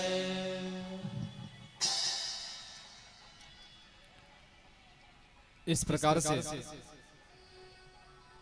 उषा और अनिरुद्ध जी का विवाह संपन्न होता है। एक दिन अपने पूरे परिवार के साथ भगवान श्री कृष्ण की परिवारों की संख्या आज लाखों में हो गई है और अपने पूरे परिवार के साथ एक दिन बैठे थे और जब बैठे थे तो अपने सभी परिवार से कहते हैं चलो अब घूमने चलते हैं। ये कथा गौर से सुनिएगा, बहुत ही प्यारी और अद्भुत कथा है। वो कहते हैं चलो अब सबके साथ लाखों परिवार हैं उनके, लाखों परिवार के साथ आज घूमने के लिए बगीचा में आए। बगीचा में आए तो अनिरुद्ध जी कहते हैं ये कुएं में कौन है? सभी आकर के घेर लिए कुएं को। एक कुएं में बहुत बड़ा एक गिरगिट था, बहुत विशाल गिरगिट। सभी उनसे पूछने लगे ये कौन है, ये कहां से आया है, ये गिरगिट इतना विशाल, ये अद्भुत गिरगिट ये आया कहां से? भगवान श्री कृष्ण जब आए और भगवान श्री कृष्ण का जब उस गिरगिट का स्पर्श होता है तो उस गिरगिट का शरीर छूट जाता है। एक विशाल बहुत अद्भुत देवता के स्वरूप में देव प्रकट हो जाते हैं। ये सबको आश्चर्य लगा, ये क्या हो गया? इतना विशाल गिरगिट, और वो गिरगिट भगवान कृष्ण के स्पर्श होते ही उस गिरगिट का शरीर छूटा और देवता के जैसे कोई खड़ा हो गया। ये कौन है? भगवान श्री कृष्ण पूछते हैं आप कौन हैं और इस कुएं में आप कैसे आए? और मेरा स्पर्श हुआ और आप उस गिरगिट के स्वरूप को छोड़ दिए,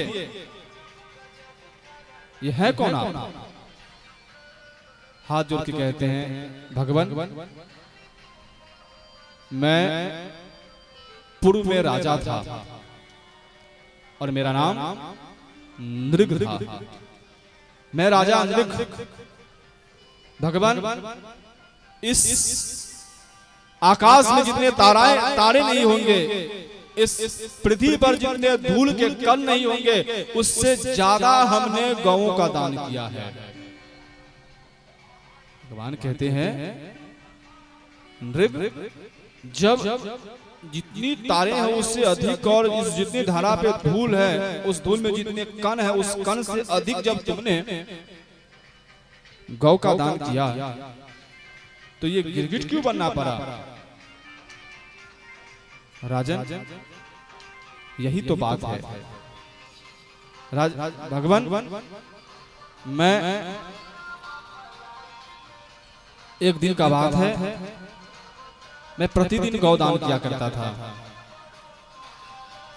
मैं प्रतिदिन गौ का दान किया करता था और हजारों लाखों गौएं दान किया करता था। एक दिन का बात है जब मैं प्रातः काल गौ दान कर रहा था ना, तो उस समय एक दान दिया हुआ गाय, अर्थात एक दूसरे की गाय, जो वो गौ उस ब्राह्मण के खूंटे से खूल करके, उस ब्राह्मण के खूंटे से खूल करके हम जो गाय दान करने वाले थे उस दान करने वाले गाय में आकर के समा गई। और मैंने जब गौ दान करना प्रारंभ किया तो मैंने दान किया हुआ गौ को फिर से दान कर दिया, अर्थात ये कहे कि मैं दूसरे के गौ को मैं दान कर दिया। तो इससे क्या हुआ? सुखदेव जी महाराज कहते हैं, राजन, वो ब्राह्मण जब गौ को लेकर के जा रहा था तो जिस ब्राह्मण की गाय छूट गई थी, कहो ने एक बार जय श्री, क्या है, थोड़ी ध्यान तो भटकती है लेकिन मन को थोड़ी एकाग्र करने की आवश्यकता है। हमें लगता है थोड़ी कीर्तन की आवश्यकता है, थोड़ी कीर्तन करते हैं फिर कथाएं प्रवेश करेंगे। बोले कृष्ण कन्हैया लाल की, गोविंद मेरो है, गोपाल मेरो है, गोविंद मेरो है, गोपाल मेरो है, गोविंद मेरो है, गोपाल मेरो है, श्री राधा रमन नंदलाल मेरो है, श्री राधा रमन नंदलाल मेरो है, गोविंद मेरो है, गोपाल मेरो है, गोविंद मेरो है, गोपाल मेरो है, मेरो राधा रमन गिरधारी, गिरधारी श्याम बनवाड़ी, मेरो राधा रमन गिरधारी, गिरधारी श्याम बनवाड़ी, मेरो राधा रमन गिरधारी, मेरो राधा रमन गिरधारी, मेरो राधा रमन गिरधारी, गिरधारी श्याम बनवाड़ी, मेरो राधा रमन गिरधारी, गिरधारी श्याम बनवाड़ी, गोविंद मेरो है, गोपाल मेरो है, गोविंद मेरो है, गोपाल मेरो है, श्री राधा रमन नंदलाल मेरो है, श्री राधा रमन नंदलाल मेरो है, गोविंद मेरो है, गोपाल मेरो है, गोविंद मेरो है, गोपाल मेरो है, मेरो राधा रमन गिरधारी, गिरधारी श्याम बनवाड़ी, मेरो राधा रमन गिरधारी,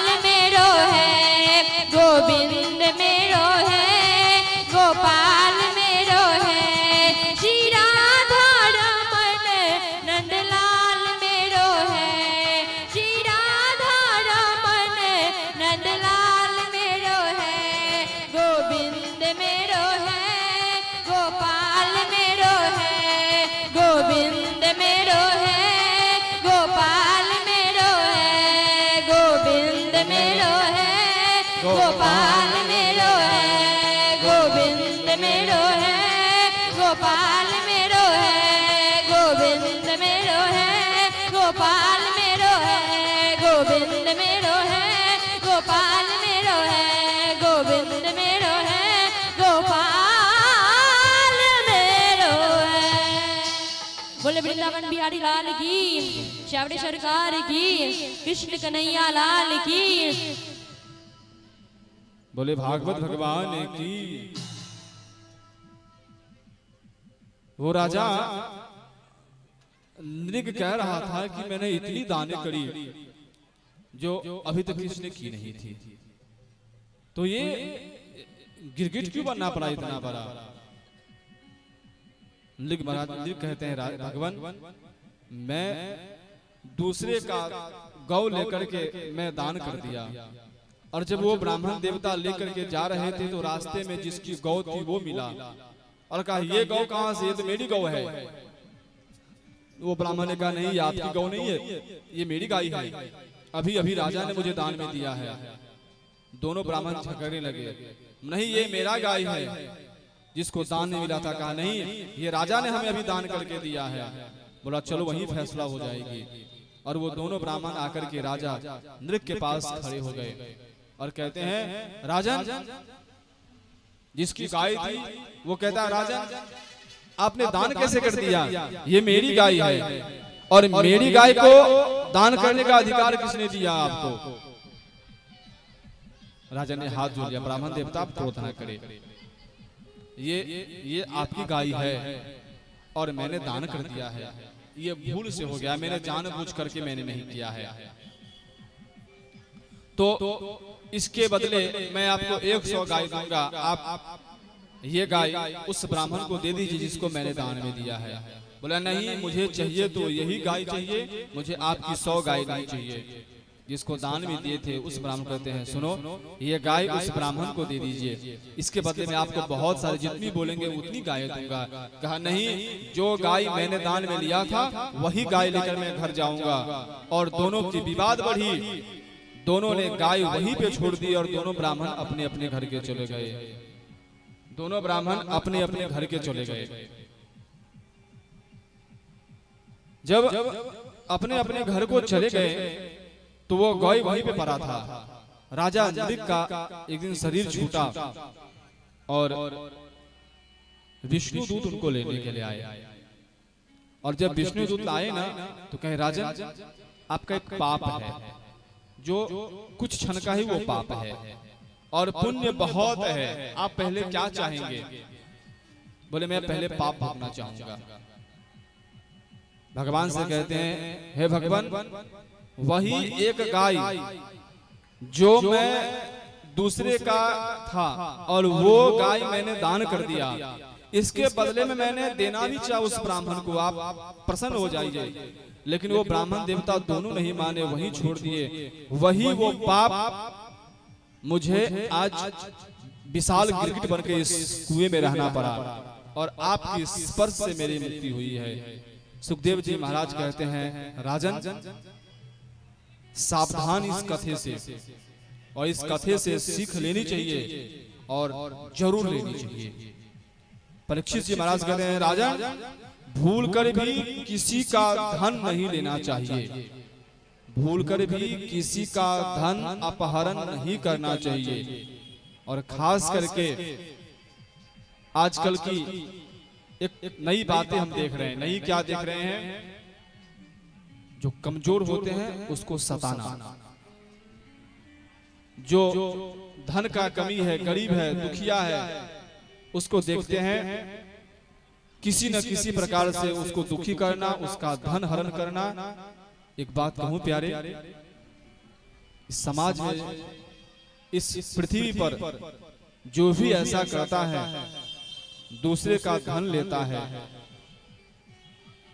ब्राह्मणों का धन लेता है, दान किया हुआ वस्तु घर में रखता है, ऐसे को बहुत पाप लगता है, बहुत पाप लगता है।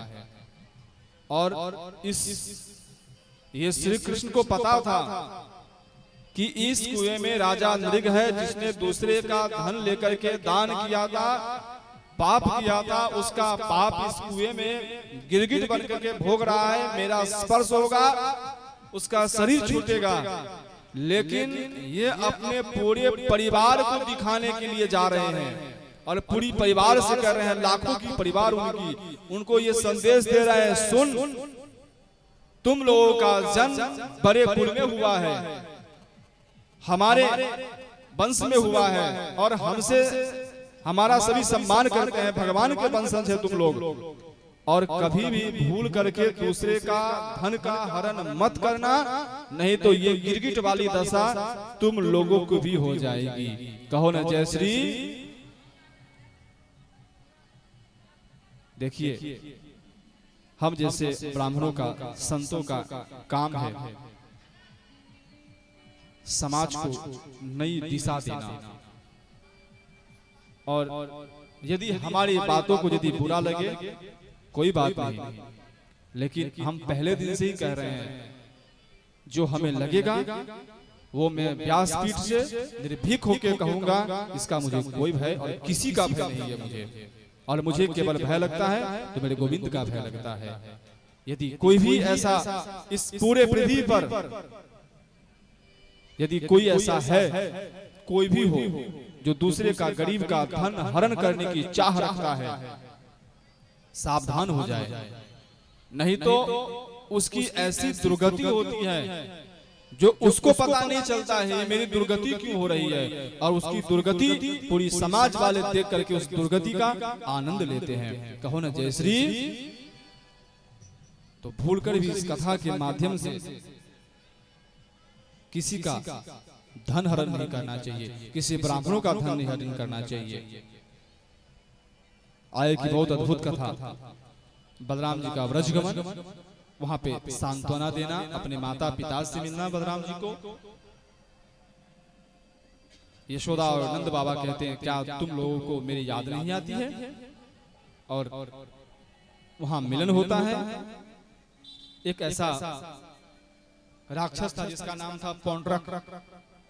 ये पौंड्रक 2 हाथ उसके असली थे, 2 हाथ उन्होंने नकली बना लिए थे, और सबसे कहा फिरते थे कि मैं ही वासुदेव हूं।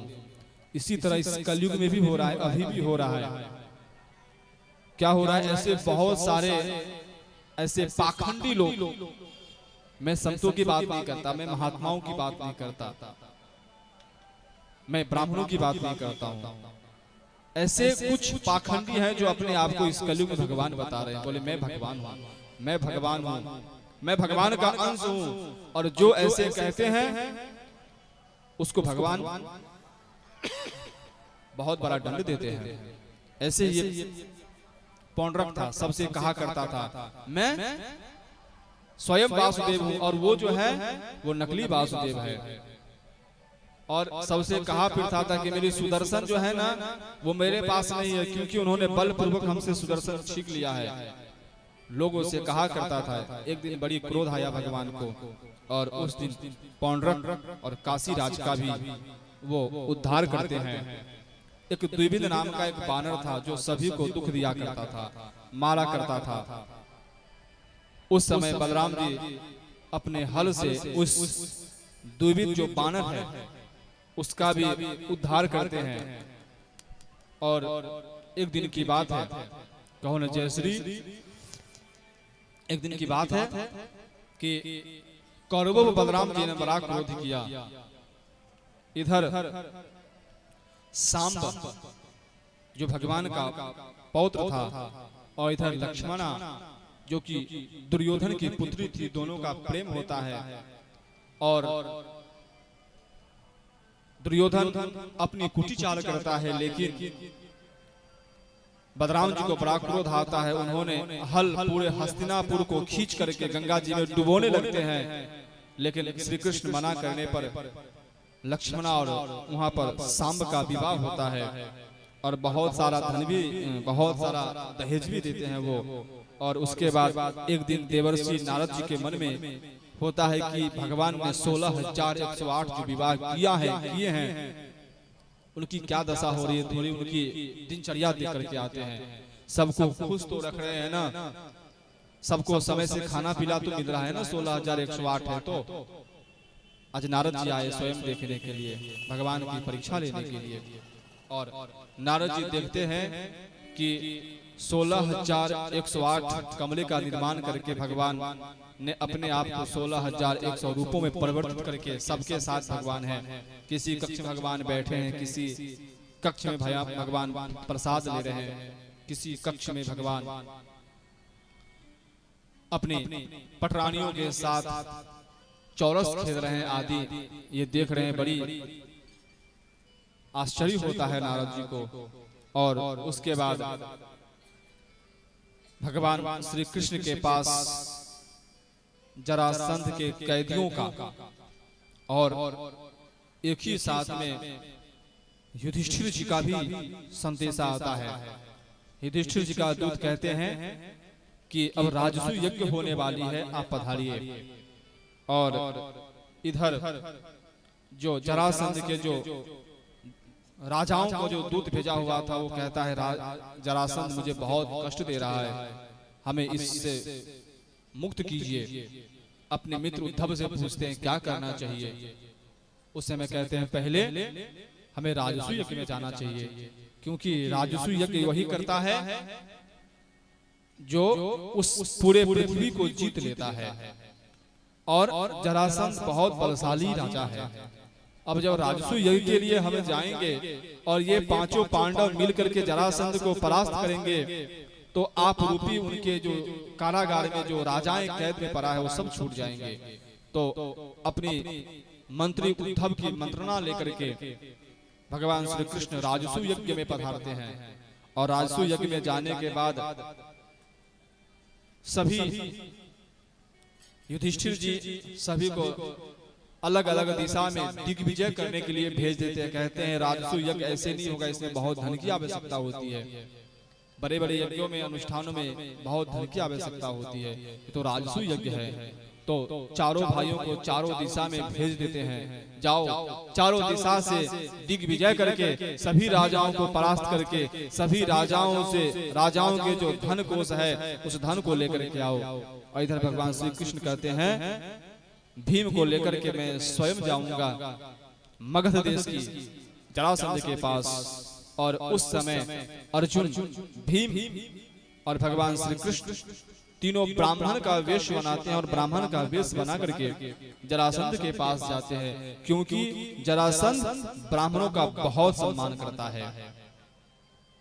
ब्राह्मण यदि उसके द्वार पे आकर के यदि कुछ भी मांगता है तो वो जरूर देता है, कभी निराश नहीं करता है ब्राह्मणों को। और वहां पर गए और जाकर के तीनों कहते हैं मैं ब्राह्मण, मैं आपके यहाँ भिक्षा के लिए आया हूं। और जब जरासंध बाहर आते हैं क्या चाहिए, तो तीनों कहते हैं मुझे जो चाहिए वो आप देंगे। बोले अवश्य दूंगा मैं। तो अर्जुन हाथ जोड़ के कहता है राजन युद्धम नो देहि राजेंद्र द्वंद्व दो यदि मन्यसे युद्धार्थिनो वयम प्राप्ता राजा न कांक्षिणः। जरासंध जी युद्धम नो देहि राजेंद्र, हे राजेंद्र मुझे युद्ध का दान दीजिए। और देहि यदि मन्यसे द्वंद्व युद्धा, और यदि आप देना चाहते हैं तो कौन सा युद्ध, द्वंद्व युद्ध प्रदान कीजिए, द्वंद्व अर्थात मल्ल युद्ध। और उस समय जरासंध कहते हैं यदि इस समय यदि कोई और आया रहता तो मैं इसको यहीं मार देता। और हमें पहचान में आ गए हैं कि आप लोग कौन हैं। ये जो है ये छलिया है, ये श्री कृष्ण है, मैं इसे नहीं लड़ूंगा। क्योंकि एक मेरा मित्र था काल यवन, और काल यवन को देखते ही ये रण छोड़ के भाग गया था। इसके साथ तो मैं लड़ूंगा ही नहीं। बात रही अर्जुन की, ये पतला दुबला है और ये धनुर्धर है और मैं गदाधारी, तो हमारी इसकी बात नहीं बनेगी। और ये रहा तीसरा भीम, ये मेरे बराबर का है, इसके साथ मैं द्वंद्व युद्ध करूंगा। और वहां पे द्वंद्व युद्ध उस दोनों का प्रारंभ होता है।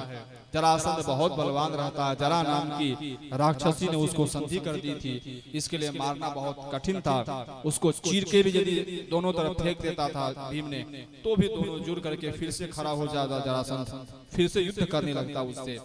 भगवान श्री कृष्ण इशारा करते हैं, एक छोटी सी तिनका उठाते हैं और तिनका उठा करके उसको तोड़ करके और उल्टी दिशा की ओर इशारा करते हैं। भीम जी समझ गए और एक पैर उसके पैर पर रख करके उस जरासंध का चीर करके और दोनों उल्टा की तरफ फेंक देते हैं। और वहां पे जरासंध का उद्धार होता है और वहां जरासंध के राज्य कोष में जो भी धन होता है सारा धन लेकर के राजसूय यज्ञ के लिए प्रस्थान करते हैं। और वहां पर जो जरासंध में जो अयुते द्वे शतान्यष्टौ, कितने राजा थे? जरासंध ने कितने राजाओं को कैद करके रखा था? अयुते द्वो, अयुत बोलते हैं 10,000 को और 2 अयुत अर्थात 20,000।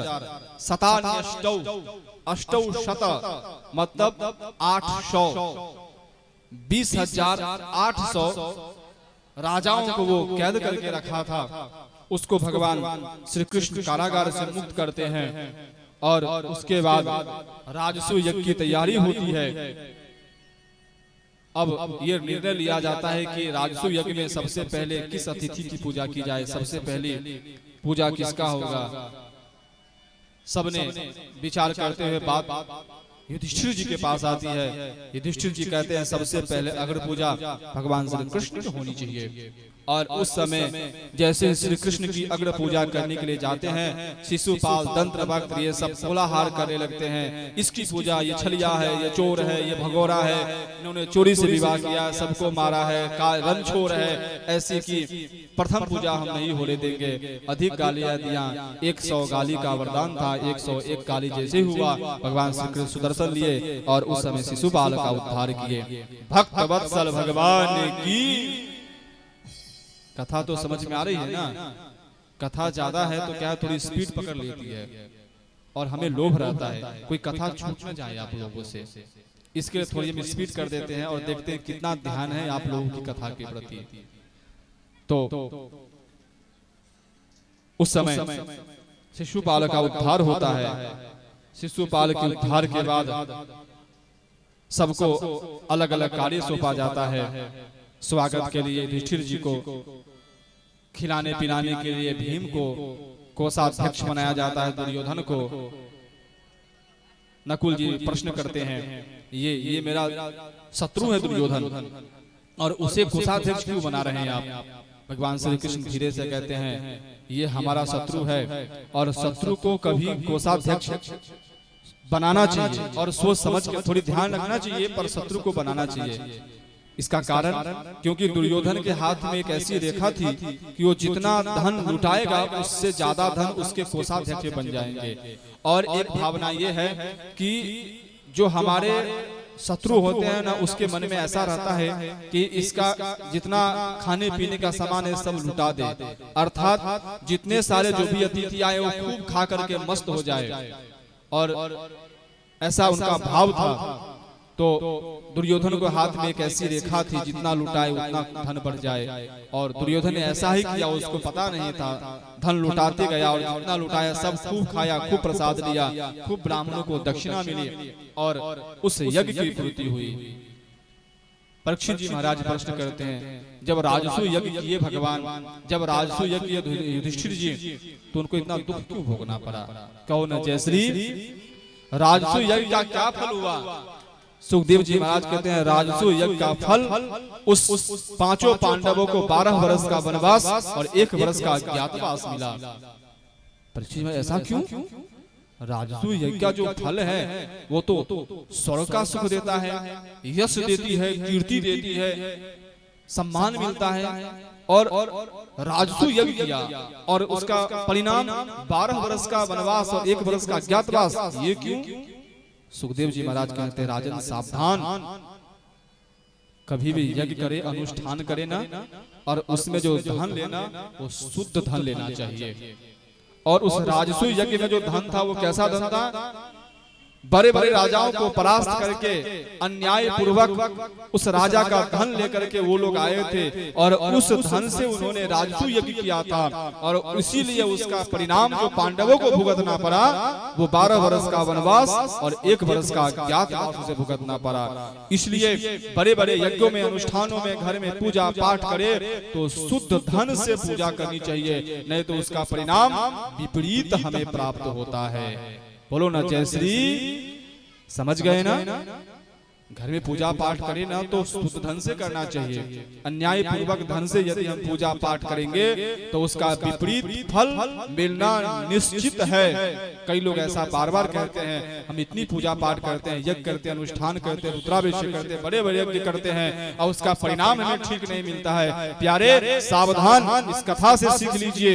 यदि आज के बाद यदि यज्ञ करना हो, अनुष्ठान करना हो तो पापियों का धन उस यज्ञ में मत लगने देना, नहीं तो उसका परिणाम बड़ा भयंकर होगा। देख लीजिए ये पांडव को, कहो ना जय श्री राधे। और उसके बाद सालवों के साथ यादवों का युद्ध होता है, उसका उद्धार करते हैं। एक दंत्रवत उसका ही भगवान उद्धार करते हैं। तीर्थ में बलराम जी का भ्रमण होता है, उस समय देखते हैं कि शूद्र होकर के ब्राह्मणों को उपदेश दे रहा है।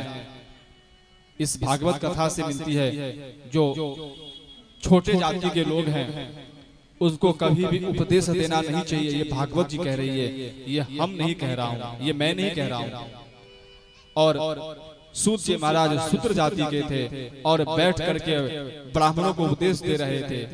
इसलिए जो भी छोटे जाति के ज्ञानी होना चाहिए, कितना भी ज्ञानी है, पर अपने से बड़ों को उपदेश नहीं देना चाहिए। और ये उपदेश देते हुए बलराम जी की दृष्टि पर, ये सूत जी पे जो ब्राह्मणों को उपदेश दे रहा है, उन्होंने हल उठाई और उसी समय सूत जी को वहीं पे मार दिया बलराम जी ने। और मानो इस कथा से ये सीख मिलती है, बलव का उद्धार किया। और उसके बाद बहुत अद्भुत कथा, कहो ना जय श्री। बहुत सुंदर कथा, बहुत प्यारी कथा। कृष्णस्यासि सखा कश्चित् ब्राह्मणो ब्रह्मवित्तवः विरक्त इन्द्रियार्थेषु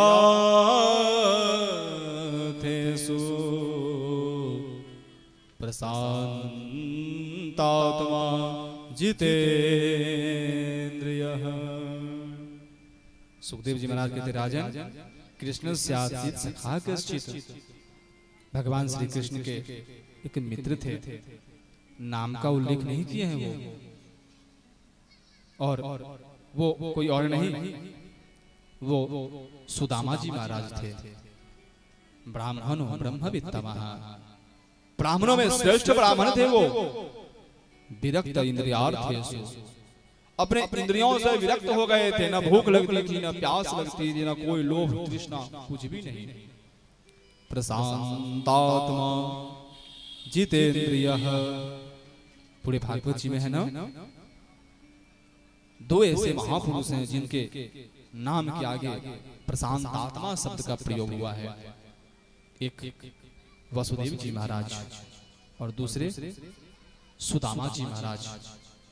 प्रशांत आत्मा, जिनके सपनों में भी दुख स्पर्श नहीं कर रहा है, सोए हैं, सपने में भी आनंद की अनुभूति कर रहे हैं, ऐसे महापुरुष जितेंद्र यहाँ और समस्त इंद्रियों को अपने बस में करके जीत लिए हैं।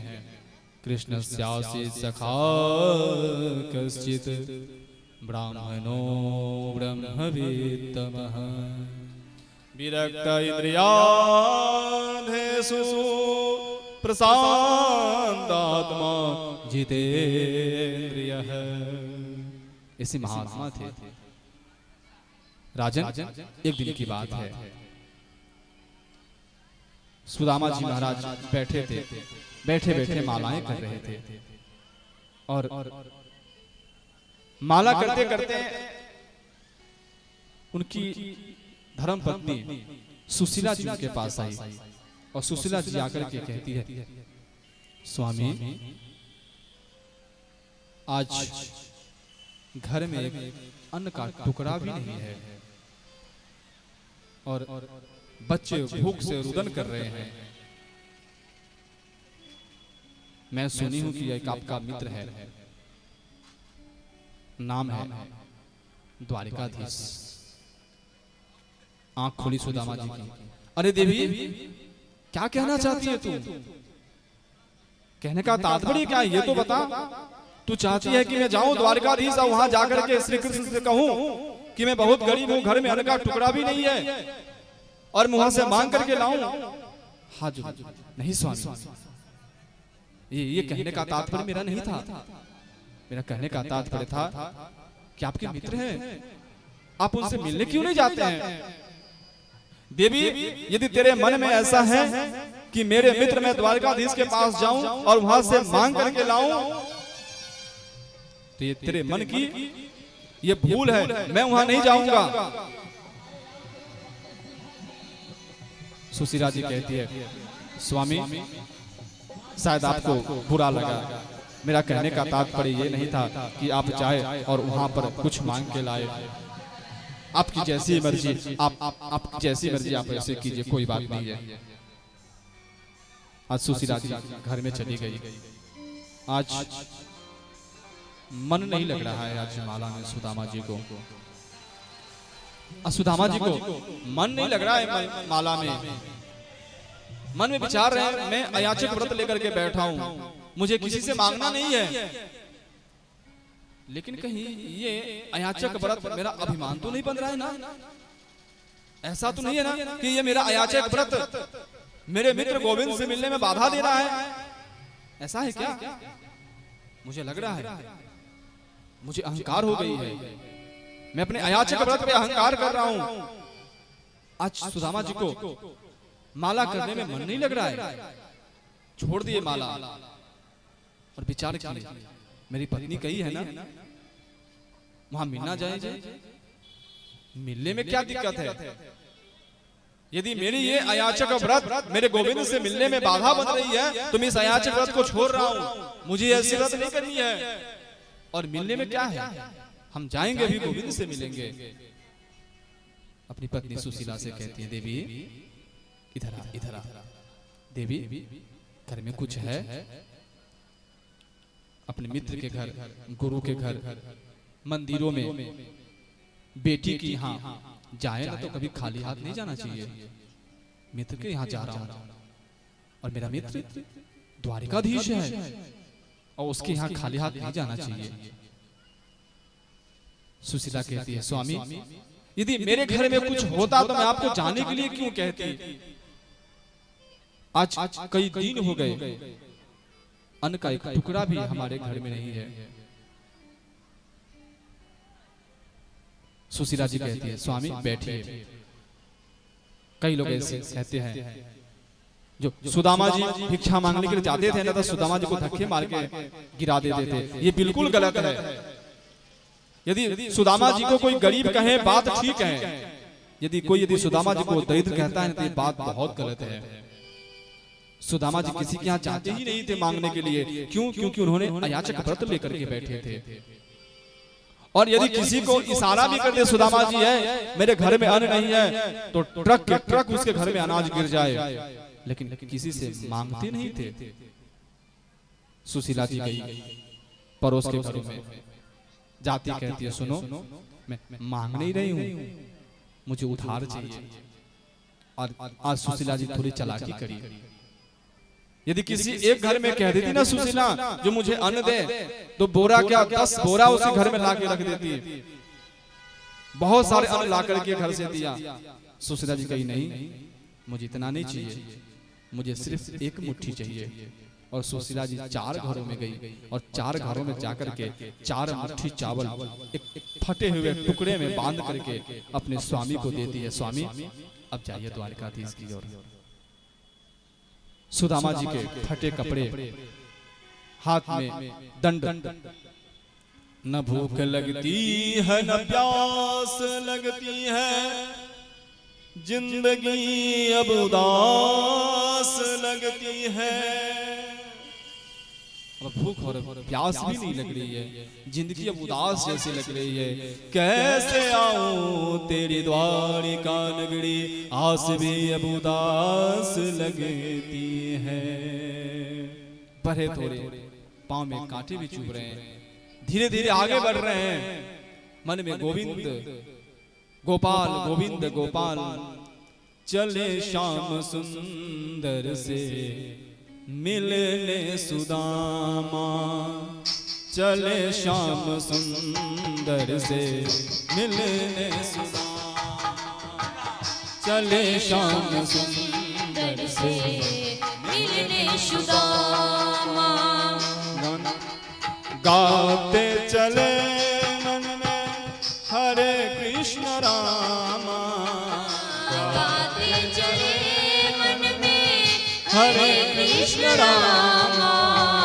चले श्याम सुंदर से मिलने सुदामा, चले श्याम सुंदर से मिलने सुदामा। आज श्री कृष्ण गोविंद बोलते हुए सुदामा जी आज जा रहे हैं। एक नदी पड़ी और उस नदी में जाके नाव से केवट से कहते हैं मुझे उस पार लगा देगा। बोला हाँ लगा दूंगा। उतराई में मेरे पास कुछ भी नहीं है, ये चावल की पोटली है ना, ये मैं जा रहा हूँ मित्र के यहाँ और वहां मैं अपने मित्र को दूंगा। और जैसे ही आगे गए बढ़े उस पार, उसने उतार दिया। बोले गोविंद अब मेरे से चला नहीं जा रहा है, यदि तेरे को अपनी नगरी लेकर के जाना है तो ठीक है, नहीं तो कोई बात नहीं, मैं यहाँ पड़ा हूँ। और उन्होंने अपने गरुड़ जी को आदेश देते हैं, गरुड़ जी अपने पंजे में लेकर के रातों रात द्वारिकाधीश जाकर के उन्हें उतार देते हैं। सुबह नींद खुलती है, पूछते हैं ये कौन सी नगरी है, ये हम कहाँ आ गए। सुन सुन सुन, ये कौन सी नगरी है, ये द्वारिका नगरी है, वही द्वारिका नगरी जो कृष्ण का है। खबरदार कृष्ण नहीं, श्री श्री 1008 द्वारिकाधीश श्री कृष्ण चंद्र जी महाराज ऐसा कहिए। बोले ये ऐसा तुम्हारे लिए होगा, ये मेरे मित्र हैं, मैं इसके लिए कृष्ण कहता हूं। बोले ऐसा नहीं मित्र, पहले अपनी औकात देखिए, कपड़े अपनी देखिए, अपनी वस्त्र देखिए, पैर में खड़ाऊ भी नहीं है और अपने आप को श्री कृष्ण का मित्र बता रहे हैं। और ऐसा कह करके जैसे ही आगे गए तो कोई बात नहीं, आप मित्र हैं, होंगे ब्राह्मण देवता हैं। और लेकर के जब आगे गए तो द्वारपाल ने उन्हें रुकने को कहा। कई द्वारपाल कहते हैं, कई ऐसे कथावाचक भी कहते हैं कि उस सुदामा को धक्के मार करके उन्होंने गिरा दिया। बिल्कुल गलत है, बिल्कुल गलत है। कहीं भी ऐसा ब्राह्मणों का अपमान नहीं होता है। और ये उन लोगों को पता था कि जय विजय को क्या दशा हुई थी सनकादी ब्राह्मणों को रोकने के बाद। और ब्राह्मणों ने उनको बैठाया और सुदामा जी कहते हैं द्वारपाल से, सुन जाकर के गोविंद से कहना एक बचपन का मित्र है, वो आया है और नाम सुदामा बता रहा है। कहा ठीक है, मैं जाकर के कहता हूं, पर ये अभी आज व्यस्तता वाली समय है और इस व्यस्तता वाली समय में मैं उनसे कहूंगा आप बैठिए थोड़ी सी। गए जाकर के श्री कृष्ण से कहते हैं, एक कोई बूढ़ा व्यक्ति आया है, देखने में ब्राह्मण लग रहा है, फटी हुई धोती है, पांव में खड़ाऊ भी नहीं है और नाम कुछ वो सुदामा ऐसा कुछ बता रहा है। जैसे ही भगवान श्री कृष्ण सुने उठ के खड़े हो गए, उनकी दुपट्टा भी नीचे गिरी, पादुका भी नहीं पहने, दौड़ करके गए और जाकर के उन्होंने सुदामा जी को गले से लगाया और गले से लगा करके वो अपने राजमहल में आए, अपने आसन पे उनको बैठा दिए। और आसन पे बैठा करके उनसे पूछते हैं कैसे आना हुआ, ठीक तो है ना? क्या है, यहाँ पे 2-3 भजन है, पर समय के अभाव से हम नहीं कर रहे हैं, नहीं करेंगे भजन। करे कहो ना जय श्री, नहीं करेंगे। उन्होंने बैठाया और बैठा करके अपनी रुक्मिणी से कहते, रुक्मिणी जा जा जल का पात्र लेकर के आ, अपने मित्र का हम चरण धोएंगे। और रुक्मिणी जब तक लाती है तब तक अपने अश्रु से ही उस ब्राह्मण देवता के चरण धो दिए भगवान ने। एक बात कहूं, ये बार बार भागवत कथा में ब्राह्मणों का सम्मान का बात होता है। आज भगवान श्री कृष्ण स्वयं अपने आसन पे बिठा करके और उनका चरण सेवा कर रहे हैं। चरण धो करके उन्होंने स्नान आदि किए, नए वस्त्र पहनाया, खूब उन्होंने बढ़िया बढ़िया पकवान किए, उनको भोजन कराया। भोजन कराने के बाद उनसे कहता है, भगवान कहते हैं, सुदामा जी, भाभी जी ने पहले तो शादी किया है, आपने विवाह हुई है? हाँ हुई है। मेरे मित्र मेरे भाभी ने कुछ भेजा है? बोला हाँ भेजा है ना। लेकिन सुदामा जी विचार कर रहे हैं, ये इतना बड़ा द्वारिकाधीश, मैं कैसे दूं इनको? सुदामा जी से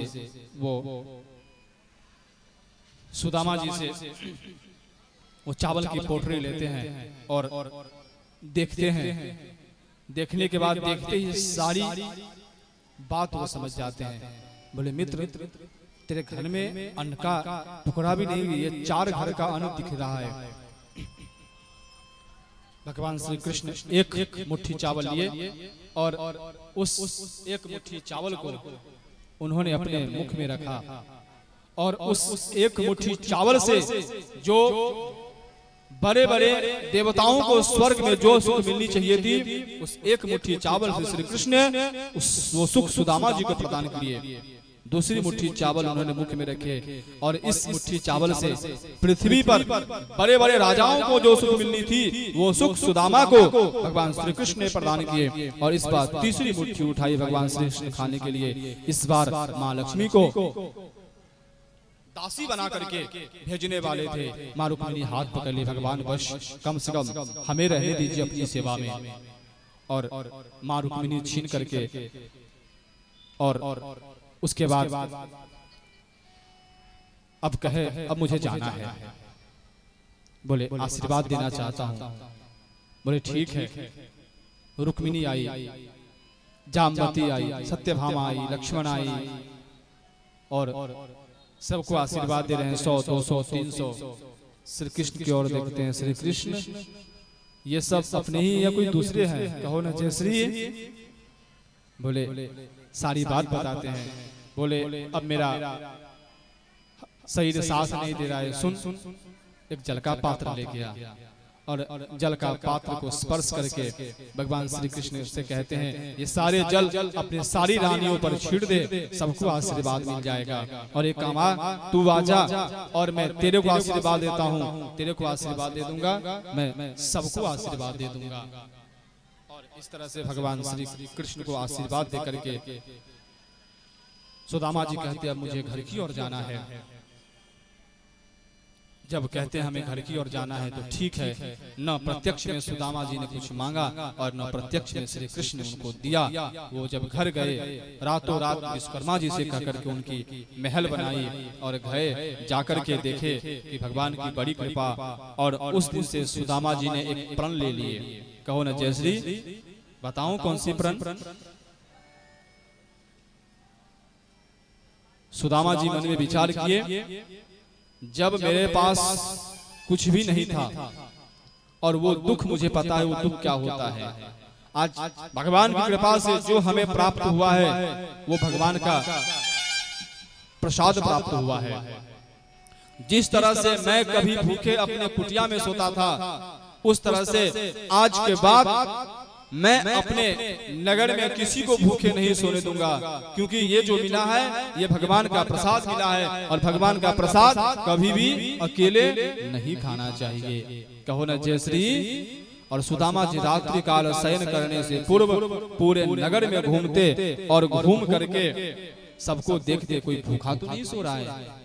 यदि भगवान ने यदि आप लोगों के पास यदि सामर्थ्य दी है तो उस सामर्थ्य का सदुपयोग करना चाहिए। हमने पहले दिन ही कहा था विद्या विवादाय धनम मदाय शक्ति परेशान परिपीडनाय फलस्य साधोर विपरीत मेतत् ज्ञानाय दानाय च रक्षणाय। यदि विद्या दिया है अहंकार मत करना, विद्या का दान करना। यदि धन दिया है तो धन का अहंकार मत करना, धन का दान करना। और यदि शक्ति मिली है तो उस शक्ति से किसी को दुख मत देना, किसी को मारना मत, उस शक्ति का किसी को रक्षा में उसका प्रयोग करना। आज सुदामा जी के पास जो धन मिला है उस धन को आज सुदामा जी सबकी सेवा कर रहे हैं। और भगवान ने यदि हमें धनवान बनाया है ना समाज में, तो भगवान ने विशेष कृपा किया है हमारे ऊपर। और यदि उस धन का यदि हम सदुपयोग करेंगे तो हमारा इहलोक और परलोक दोनों सुधर जाएगा। ये बात हमें भले भांति पता है, फिर भी जानबूझकर हम गलतियां करते हैं। यदि हमें भगवान ने धनवान बनाया है तो उसका सदुपयोग करें। और यदि दान करेंगे, पूजा पाठ यज्ञ अनुष्ठान में यदि उस धन को हम लगाएंगे तो इहलोक भी सुधरेगा, परलोक भी सुधरेगा। और यदि उस धन को हम कंजूस की तरह अपने कोष में रखेंगे तो इहलोक भी बिगड़ेगा, परलोक भी बिगड़ेगा। और कंजूस के पास जो धन है वो क्या होता है सबको पता है। यदि भगवान ने धन दिया है तो दान कर ले, मंदिर बना दे, बावड़ी बना दे, तालाब बना दे। और यदि वो भी नहीं कर सकते तो उस धन को भोग ले। और यदि धन को भोगना भी नहीं है, कंजूस की तरह अपने कोष में रखना है ताला मार करके, तो सावधान, वो धन से तुम्हारा कुछ भी नहीं होगा, उस धन का सर्वनाश हो जाएगा। तुम्हारा कोई भी ऐसा वंशज आएगा जो उस धन का दुरुपयोग करेगा और तुम्हारे नाम को इस संसार में अपयश फैलाएगा। सावधान, यदि धनवान भगवान ने बनाया है उसका सदुपयोग करे। और इसके बाद सुदामा चरित्र का विराम होता है। वसुदेव जी का यज्ञोत्सव भगवान के द्वारा वसुदेव जी को ज्ञानोपदेश होता है। और अनन्य कथाओं के बाद श्री परीक्षित जी महाराज कहते हैं सुनो। उसके बाद बहुत ही सुंदर एक स्तुति है भागवत जी में, जय जय जाह्य जामिति दोष भृत गुणाम, जिसका नाम वेद स्तुति है। इसका भी हम कभी वर्णन करेंगे। इसके बाद शिव जी का संकट मोचन अर्थात संकट मोचन। एक ऐसा भक्त हुआ जिन्होंने शिव जी को प्रसन्न किया, शिव जी से वरदान मांगा, मैं जिसके सर पे हाथ रखूं वो जल के भस्म हो जाए। शिव जी ने वरदान दिया तथास्तु। और वो राक्षस शिव जी के ही पत्नी पार्वती के पीछे दौड़ा और भगवान ने मोहिनी अवतार लेकर के उसको भस्म कराया। इसके बाद अन्य कथाएं हैं। अन्य कथाओं के बाद बहुत सारी छोटी छोटी कथाएं भागवत जी में। कहो ने एक बार जय श्री। समय भी पूरा हो रहा है और हमें कथा के साथ न्याय भी करनी है। न्याय कैसी करनी है? उसके बाद देवकी के जो 6 पुत्र कंस ने मार दिया था उसको भगवान यमदूत से लाकर के वापस करते हैं। इसके बाद सुभद्रा हरण होता है। वही सुभद्रा हरण जो भगवान श्री कृष्ण की बहन थी और उसका हरण भगवान श्री कृष्ण के मर्जी से अर्जुन हरण करता है और अर्जुन के साथ उसका विवाह होता है। उसके बाद इस मिथिला नगरी में एक ही समय में एक राजा जनक थे और दूसरा एक श्रुतदेव नामक ब्राह्मण थे, जिसके दोनों के घर में एक ही साथ भगवान श्री कृष्ण प्रवेश करते हैं। इसके बाद भृगु जी की त्रिदेवों की परीक्षा होती है। भृगु जी महाराज कहते हैं परीक्षा लेंगे सबसे बड़ा देव इस संसार में कौन है। सबसे पहले ब्रह्मा जी के पास कहते हैं, भला भूला कहते हैं। भगवान ब्रह्मा जी मारने के लिए दौड़ते हैं। शिव जी के पास जाते हैं, शिव जी को भला बुरा करते हैं। और शिव जी अपने त्रिशूल उठाते हैं मारने के लिए। फिर नारायण के पास जाते हैं और नारायण को भला बुला नहीं कहते हैं, अपने पैर उठाते हैं और सोए हुए श्री नारायण के वक्षस्थल पर अपने चरणों से प्रहार करते हैं। और जैसे प्रहार करते हैं तो नारायण कुछ कहते नहीं हैं, अरे ब्राह्मण देवता आपके चरण बहुत कोमल थे, मेरी वक्षस्थल कठोर है, मेरी कठोर वक्षस्थल से आपके चरणों को कष्ट तो नहीं पहुंचा है ना। और अपने दुपट्टा से साफ करने लगे। उसी समय भृगु जी महाराज सबसे कहते हैं, यदि ब्रह्मा विष्णु महेश इस तीनों में सबसे बड़े कौन है, तो ब्रह्मा विष्णु महेश में भागवत जी के अनुसार श्री हरि सबसे बड़े हैं। बोले लक्ष्मी नारायण भगवान की। और त्रिदेवों की परीक्षा के बाद परीक्षित जी महाराज से कहते हैं, राजन अब यदुवंशियों को ऋषियों का शाप लगा। भगवान विचार किए मन में, जो अब क्या करें हम, अब इस संसार की जो अधर्म है वो सारा नष्ट हो चुका है। और उसके दौरान ये हमारे जो वंशज है इसमें सभी को अहंकार हो गया है, मैं भगवान का वंशज हूँ, जो चाहूंगा वो करूंगा। और यदि मैं अपने वंशजों को ऐसे ही छोड़ के चला जाऊंगा तो ये सारे अधर्म फैलाएंगे। लाखों की संख्या में उनके यदुवंशी हो गए थे। भगवान की प्रेरणा हुई और सांब देखने में बहुत सुंदर था। सांब ने उनके जो और भाई लोग थे, सांब को एक स्त्री का रूप बना करके उसके पेट में कपड़े डाल दिए और उन्हीं के नगर में दुर्वासा ऋषि सत्संग कर रहे थे। उनसे जाकर के कहता है, दुर्वासा जी यदि आपको पता है कि इसके गर्भ में क्या है तो बताइए। दुर्वासा जी का मना कर दिए, बच्चों ये अभी मजाक की समय नहीं है, हमें अपना काम करने दो। एक ने कहा, पता ही नहीं है तो ये महात्मा जी बताएंगे क्या, इनको पता ही नहीं है, ये मूर्ख महात्मा है। दुर्वासा जी अति क्रोधी, उन्होंने शाप दे दिया, इस सांब के गर्भ में जो भी है उसके द्वारा सारे यदुवंशियों का नाश हो जाएगा। और दुर्वासा जी शाप दिए, घबराने लगे वो। जैसे ही उस वस्त्र को निकाल के देखे तो वस्त्र एक मूसल बन गया था।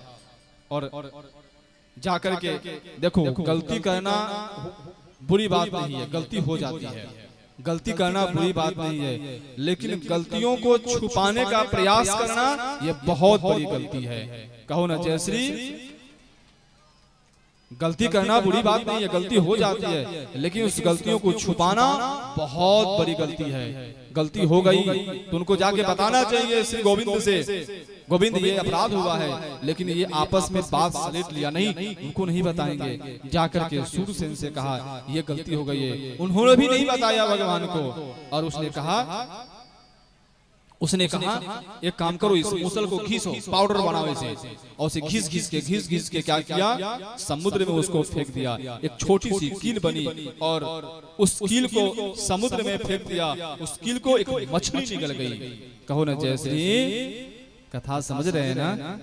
जय जय श्री राधे। उस कील को एक मछली निकल गई।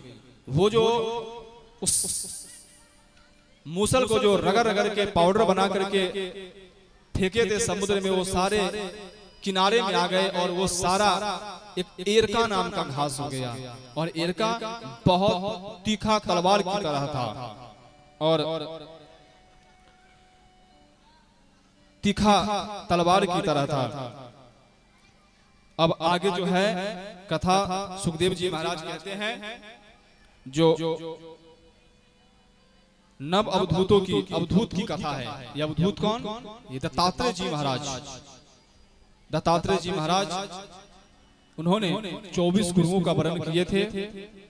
अब जो कभी भागवत कथा होगी ना, तो जो कथा हम कह दिए हैं उस कथा को संक्षेप में कहेंगे, और जो कथा को हमने स्पीड करके भगा दिया है उस कथा में प्रकाश डालेंगे। फिर कभी हम समझेंगे कि 24 गुरु किस किस को बनाए हैं और क्यों बनाए हैं, किसके माध्यम से दत्तात्रेय जी ने क्या सीखी है। एक दो बता दूं, उन्होंने कुत्ते को गुरु बनाया। कुत्ते से सीखी जो कम नींद लेना चाहिए, अघासुर की तरफ सोना नहीं चाहिए। और कौवे से क्या सीखा?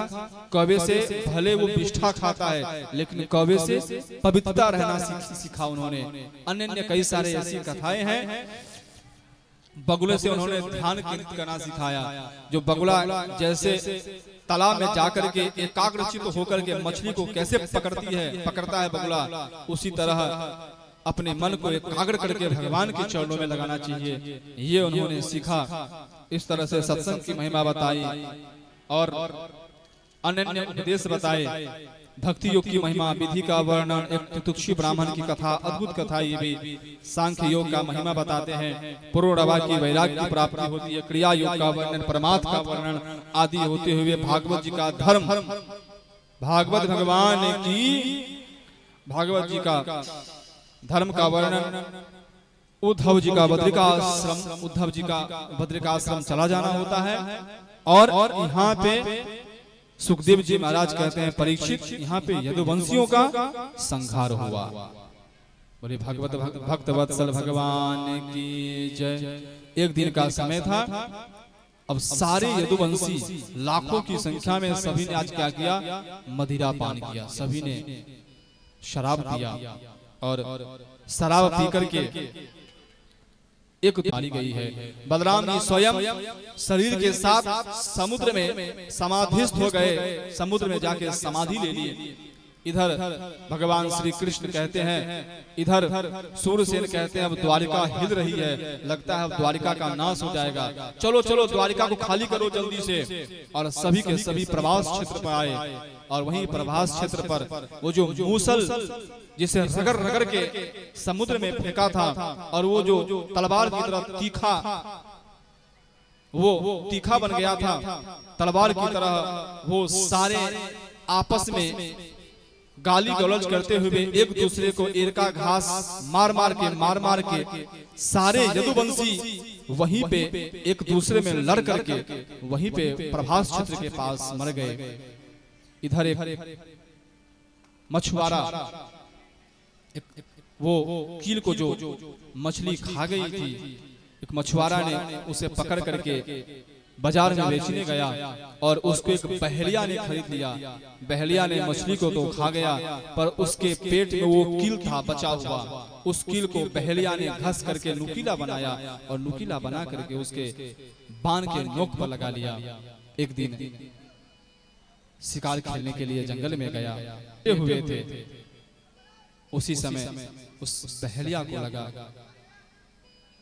कि ये भगवान का श्री चरण है।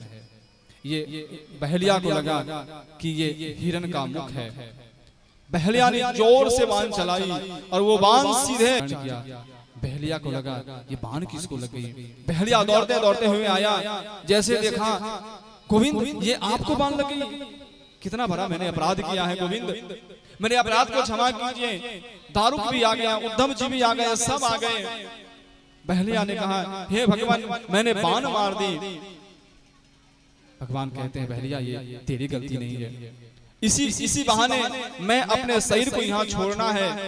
और आज गोविंद अपने शरीर को छोड़ने की तैयारी कर रहे हैं। उद्धव जी महाराज हाथ जोड़ के प्रार्थना करते, भगवान आप चले जाएंगे तो मेरा कौन होगा, मेरा सहारा कौन बनेगा गोविंद, अब क्या होगा, आप मत जाइए।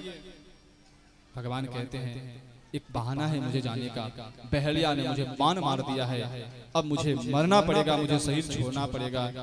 गोविंद से कहते हैं उद्धव जी मैं कहां जाऊंगा, मैं कहां ढूंढूंगा।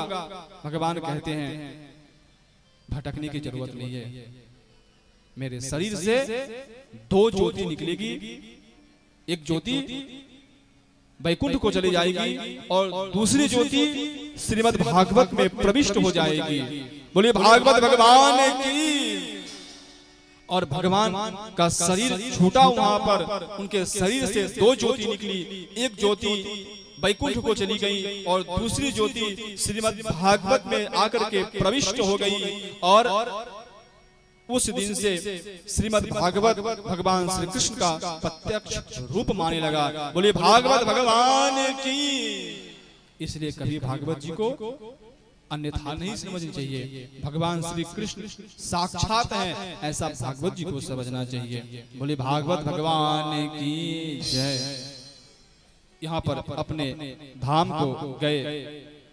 इसके बाद सुखदेव जी महाराज कलयुग का धर्म बताए। कलयुग का धर्म बहुत अलौकिक धर्म है। कलयुग के धर्म में कहते हैं सुखदेव जी महाराज, ये आगे जाकर के जीव हिंसावादी हो जाएंगे। पहले तो क्या करेंगे, पशु पक्षियों को मार करके खाएंगे। जब धीरे धीरे आगे बढ़ेगा कलयुग घोर कलिकाल जब आएगा ना, तो मनुष्य एक दूसरे को मार करके खाने लगेगा, एक दूसरे के खून का प्यासा बन जाएगा, मारेगा, अग्नि पे पकाएगा और मनुष्यों का मांस खाना प्रारंभ कर देगा। धीरे धीरे मनुष्यों की आयु शतायु है 100 वर्ष की, पर धीरे धीरे 80 होगा, 60, 40 और ऐसा है भागवत जी में उस मनुष्यों की आयु केवल 20 वर्ष की रह जाएगी। और धीरे धीरे मनुष्यों का कद छोटा होता चला जाएगा और अंगूठे के समान ये कलयुगी जीव हो जाएगा। 10 वर्ष की उम्र में कन्याओं का विवाह हो जाएगा, 11 वर्ष की उम्र में उसके बच्चे हो जाएंगे और 20 से 25 वर्ष की उम्र में वो मर जाएंगे। ऐसा कलयुग का धर्म निरूपण करते हैं और कहते हैं जब कली काल जब बढ़ जाएगा तो स्वयं भगवान सफेद घोड़े पर कल्कि अवतार लेकर के दुष्टों का संहार करेंगे और पुनः धर्म की स्थापना करेंगे। सुखदेव जी महाराज कहते हैं राजन, अब मैं जा रहा हूं, क्योंकि मैंने जो भी कथा बनी भगवान की मैंने सुनाया। और परीक्षित जी महाराज हाथ जोड़ के कहते हैं भगवान बड़ी कृपा हुई, आपने 7 दिवस तक हमें कथा सुनाई। और उस समय में सुखदेव जी महाराज को तिलक लगाते हैं, दक्षिणा अर्पण करते हैं और सुखदेव जी महाराज परीक्षित जी से विदाई लेकर के चले जाते हैं। इस समय खूब कड़ी सुरक्षा की गई, कहीं से तक्षक ना आ जाए जो परीक्षित को स्पर्श करे। रास्ते में तक्षक जी महाराज आ रहे थे, कश्यप नामक ब्राह्मण भी आ रहे थे, दोनों की मुलाकात मार्ग में हुई। तक्षक जी कहते हैं कहाँ? बोले मैं जा रहा हूँ परीक्षित को बचाने के लिए, आज तक्षक डसने वाला है। बोला इतनी पावर है तुम्हारे में? हाँ है।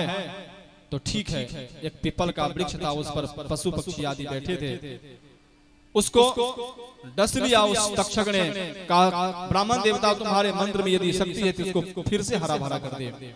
और ब्राह्मण ने जल या मंत्र पढ़ा, जैसे ही जल उस पीपल के वृक्ष पर छीटा, वो वृक्ष फिर से हरा भरा हो गया, फिर से वो पक्षी सब जीवित हो गया। तक्षक बोलता है कहाँ, किस लिए?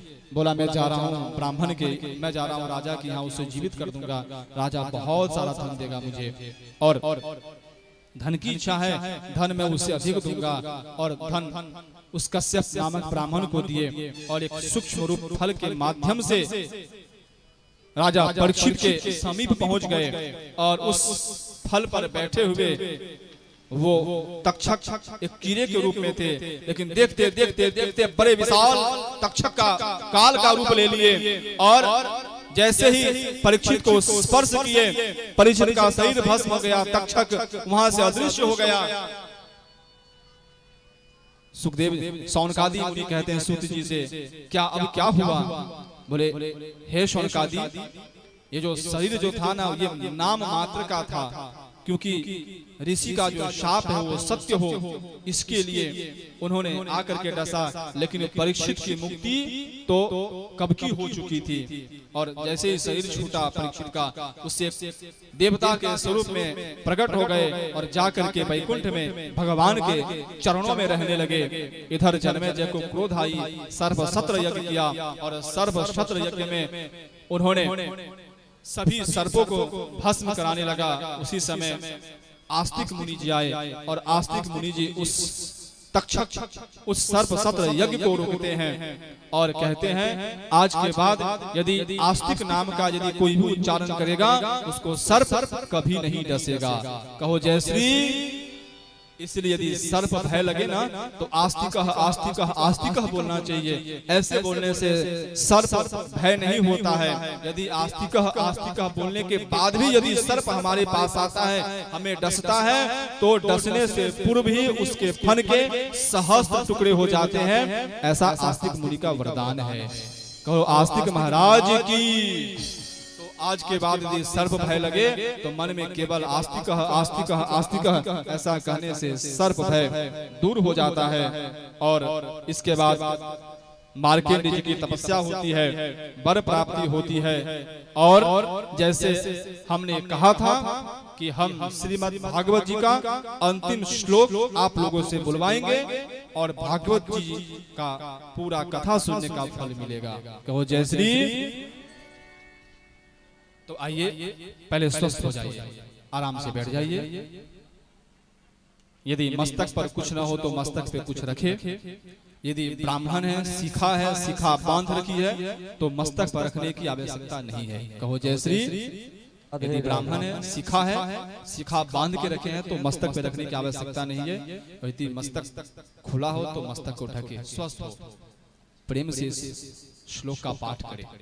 इस श्लोक का पाठ करने से पूरे भागवत जी का पाठ करने का फल प्राप्त होता है। बोले भागवत भगवान की जय हो। बोलेंगे हमारे साथ, ओम नाम संकीर्तनम यस्य सर्व पाप प्रणाशनम प्रणामो दुःख समनस तम नमामि हरिं परम तम नमामि हरिं परम नाम संकीर्तनम यस्य सर्व पाप प्रणाशनम प्रणामो दुःख समनस तम नमामि हरिं परम तम नमामि हरिं परम तम नमामि हरिं परम तम नमामि हरिं परम। 3 बार हाथ उठा के बोलेंगे, ओम हरये नमः, ओम हरये नमः, ओम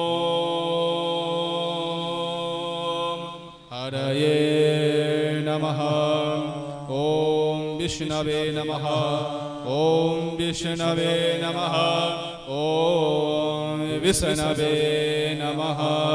जय जय श्री राम, जय जय श्री राम, जय जय श्री राम। यहाँ पर सूत जी महाराज अपने वाणी को विराम देते हैं और श्रीमद् भागवत कथा के अनुसार हम भी अपने वाणी को यहाँ विराम दे रहे हैं। इस सप्त दिवसीय कथा के अंतर्गत यदि कोई भी इस दास से, और यह दास कहीं बाहर का नहीं है, ई बालक अहाँ सबके गामक घर के छै, अहाँ सबके धिया पुता छी हम। तो ई धिया पुता यदि कोनो कथा के माध्यम से कहने कोनो एहन यदि बात कहने छी हम जे अहाँ सबके कष्ट होइत हैत, तो हम ओई बात से अपने सबसे क्षमा याचना करै छी। किया व्यास पीठ पर बैसला के बाद एगो वक्ता के होबे के चाही जे निर्भीक भ क सत्य से श्रोता के परिचय करावत। तो जते भ सकल हम अपने सब भक्त लोकनि से हम सत्य के परिचय करेनौ।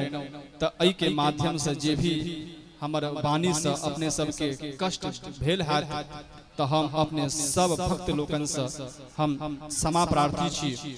संगहि संग एठाम जे संगीतज्ञ जे दूर दूर से आयल छथि अपना सबके भजन सुनने था, तो उनका माध्यम से भी अहाँ सबके यदि कोनो कष्ट भेल है तो उनका सबके माध्यम से हम क्षमा प्रार्थी छी।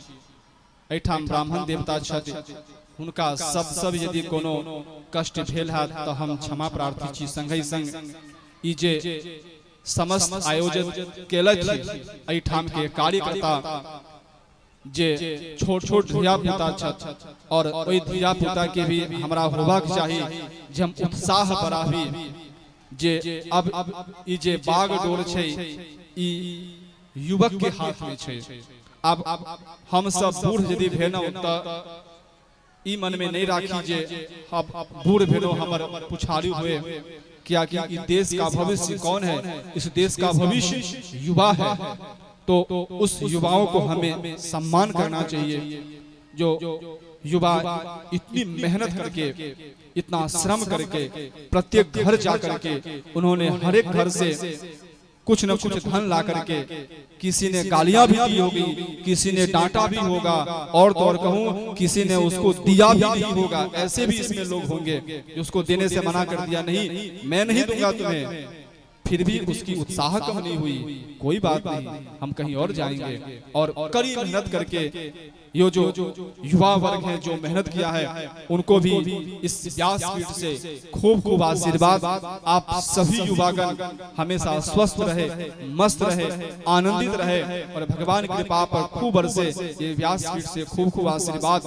साथ ही साथ एक बार कहो ना जैसे साथ ही साथ वक्ता की महत्व तब होता है जब सामने श्रोता बैठा हो। वक्ता कितना भी अच्छा हो और यदि सामने श्रोता न हो तो उस वक्ता का कोई महत्व नहीं है। आपने एक ध्वनि सुन करके आप अपने अपने घरों को छोड़ करके इस विशाल आपने जो महासभा बनाई है और ये जो भीड़ बनाई है अद्भुत है। और हम श्री हरि से प्रार्थना करते हैं इस कथा में जो भी तन से, मन से, धन से सहयोग किया है एवं जिसने नहीं भी किया है, इस समस्त ग्रामवासी के ऊपर भगवान की खूब कृपा बनी रहे, अन्न धन की भंडार भरी रहे। ये व्यासपीठ से समस्त ग्रामवासी को खूब खूब आशीर्वाद, खूब खूब आशीर्वाद। आपकी सभी श्रोताओं की जो भी लालसा लेकर के आप मन में संकल्प लेकर के बैठे थे कि मेरी लालसा पूरी हो, नारायण आपकी मनोरथ को अवश्य पूरा करेंगे, अवश्य पूरा करेंगे, अवश्य पूरा करेंगे। इसमें संशय नहीं रखना चाहिए।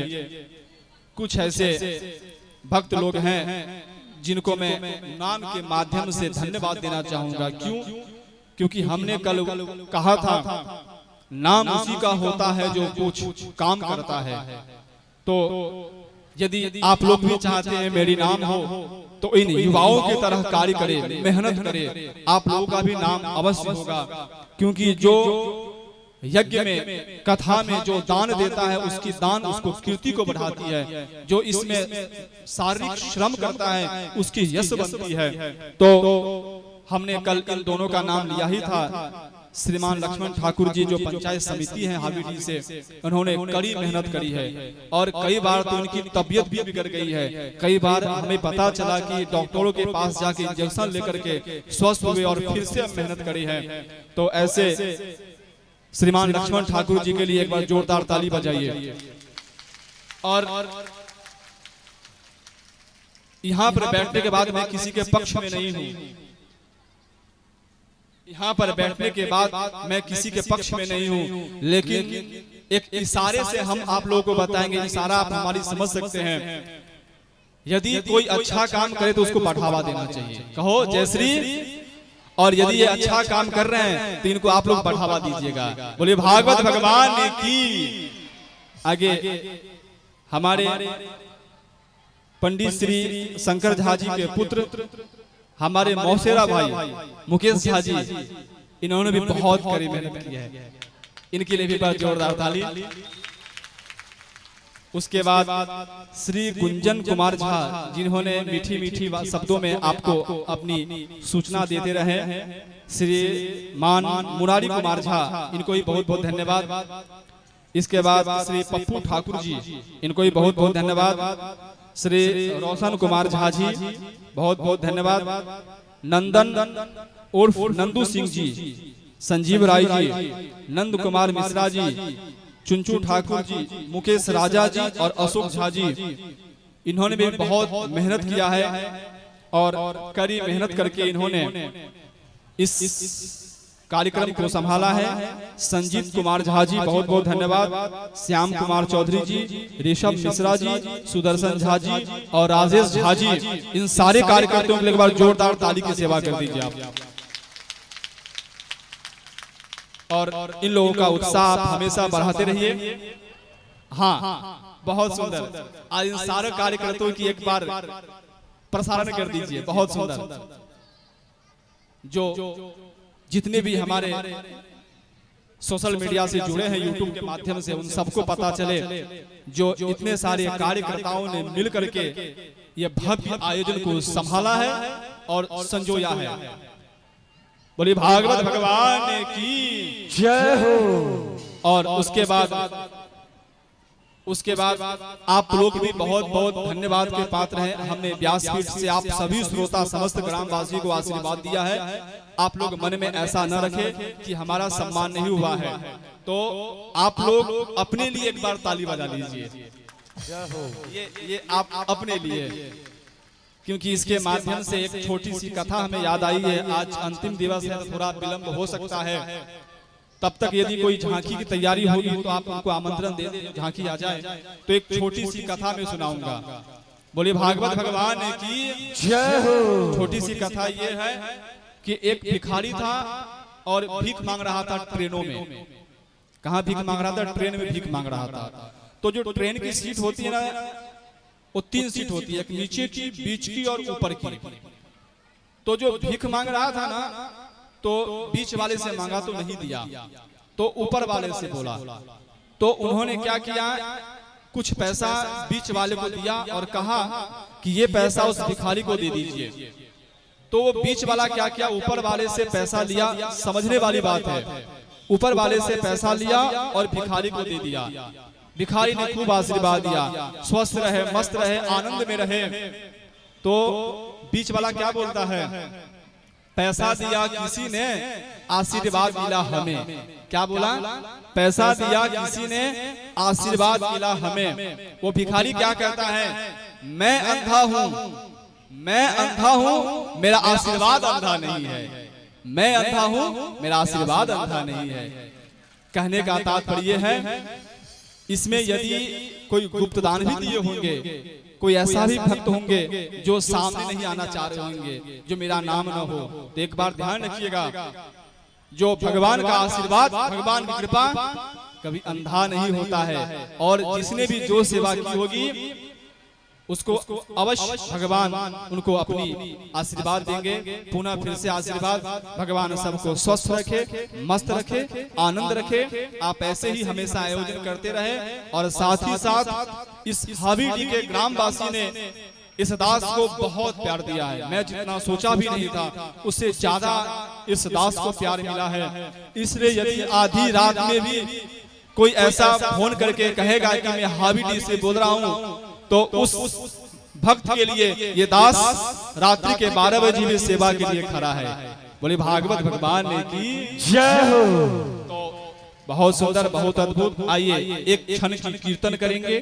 कीर्तन से कथा विराम होनी चाहिए। सिर्फ 1 मिनट की कीर्तन और झांकी का आनंद।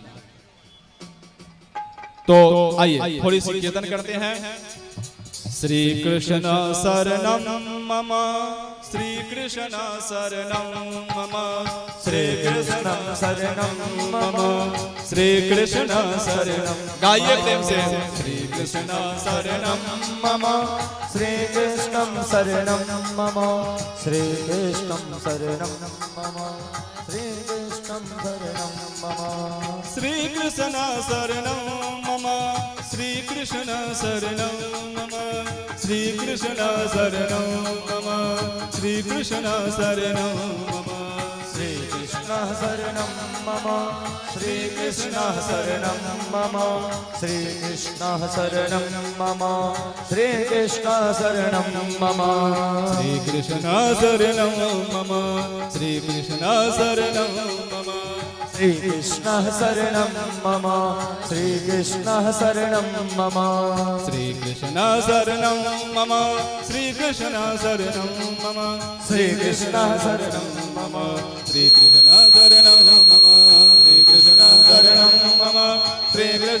शरणं मम श्री कृष्ण शरणं। प्रेम से गाइए श्री कृष्ण शरणं मम श्री कृष्ण शरणं मम श्री कृष्ण शरणं मम श्री कृष्ण शरणं मम श्री कृष्ण शरणं मम श्री कृष्ण शरणं मम श्री कृष्ण शरणं मम श्री कृष्ण शरणं मम श्री कृष्ण शरणं मम श्री कृष्ण शरणं मम श्री कृष्ण शरणं श्री कृष्ण शरणं मम। आइए अब झांकी का आनंद लेते हैं। चलिए श्री राधे।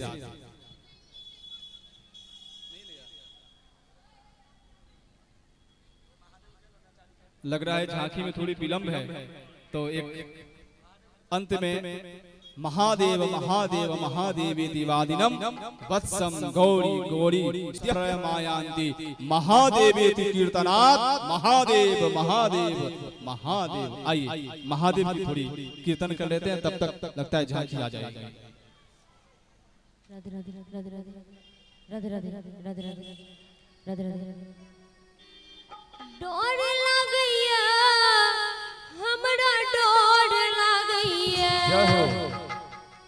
हे यो डोर लागैया हमरा डोर लागैया यो हमने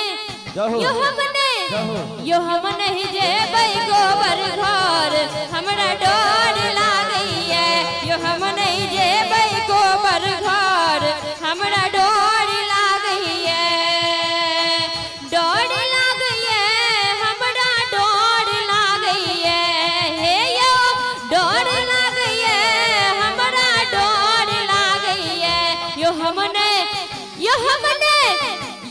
नहीं जेबै गोबर घर हमरा डोर लागैया यो हम नहीं जेबै गोबर घर हमरा डोर लागैया।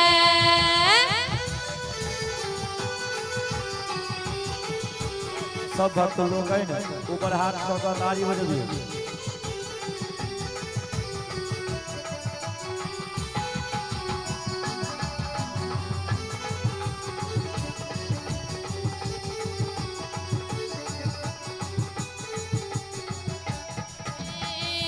अपने महादेव गोबर में बैसता अपने महादेव गोबर में बैसता विषधर सांप फुफकार मारैया हे यो विषधर सांप फुफकार मारैया यो हम नहीं जेबै गोबर घर हमरा डोर लागैया यो हम नहीं जेबै गोबर घर हमरा डोर लागैया हमरा डोर लागैया हे यो डोर लागैया हमरा डोर लागैया यो हम नहीं जेबै गोबर घर हमरा डोर लागैया यो हम नहीं जेबै गोबर घर हमरा डोर लागैया।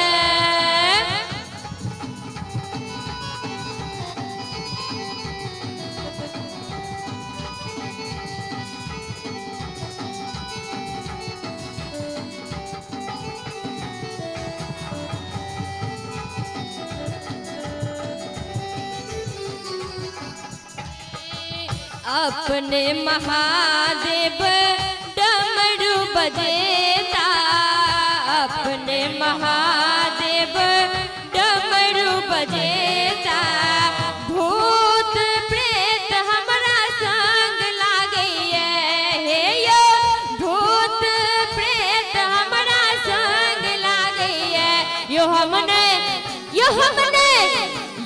नहीं जेबै गोबर घर हमरा डोर लागैया यो हम नहीं जेबै गोबर घर हमरा डोर लागैया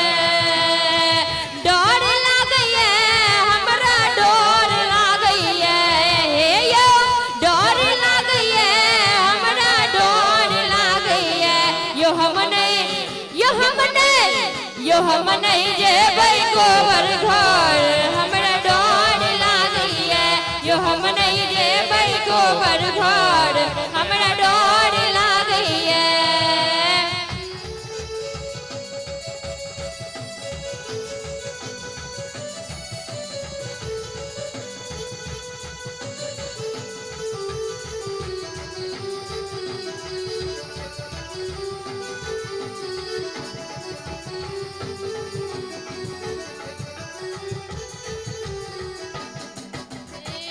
अपने महादेव बस चरेता, अपने महादेव बस चरेता, अंग विभूति मुंड माल शोभैया हे यो, अंग विभूति मुंड माल शोभैया।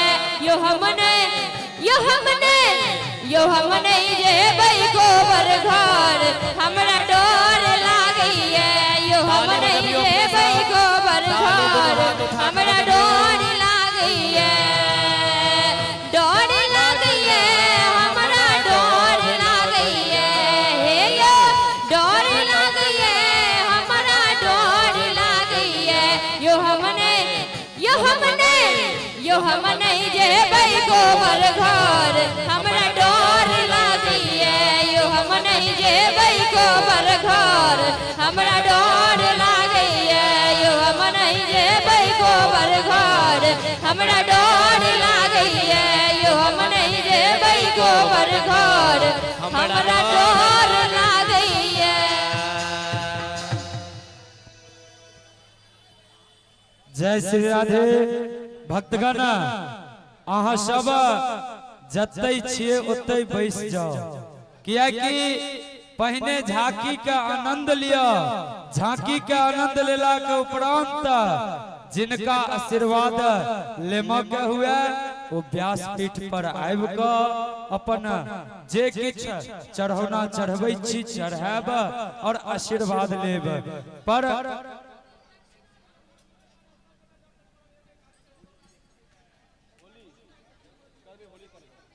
सॉरी गलती भेल, चढ़ौना ने दक्षिणा कहै छै। वह जे किछ एकै घुमा फिरा के ओते अबै छै, बुझलिए। त पहिने झांकी के आनंद लिया, तद उपरांत फिर आगा के प्रक्रिया प्रारंभ कैल जेतै। जय श्री राधे। राधे राधे।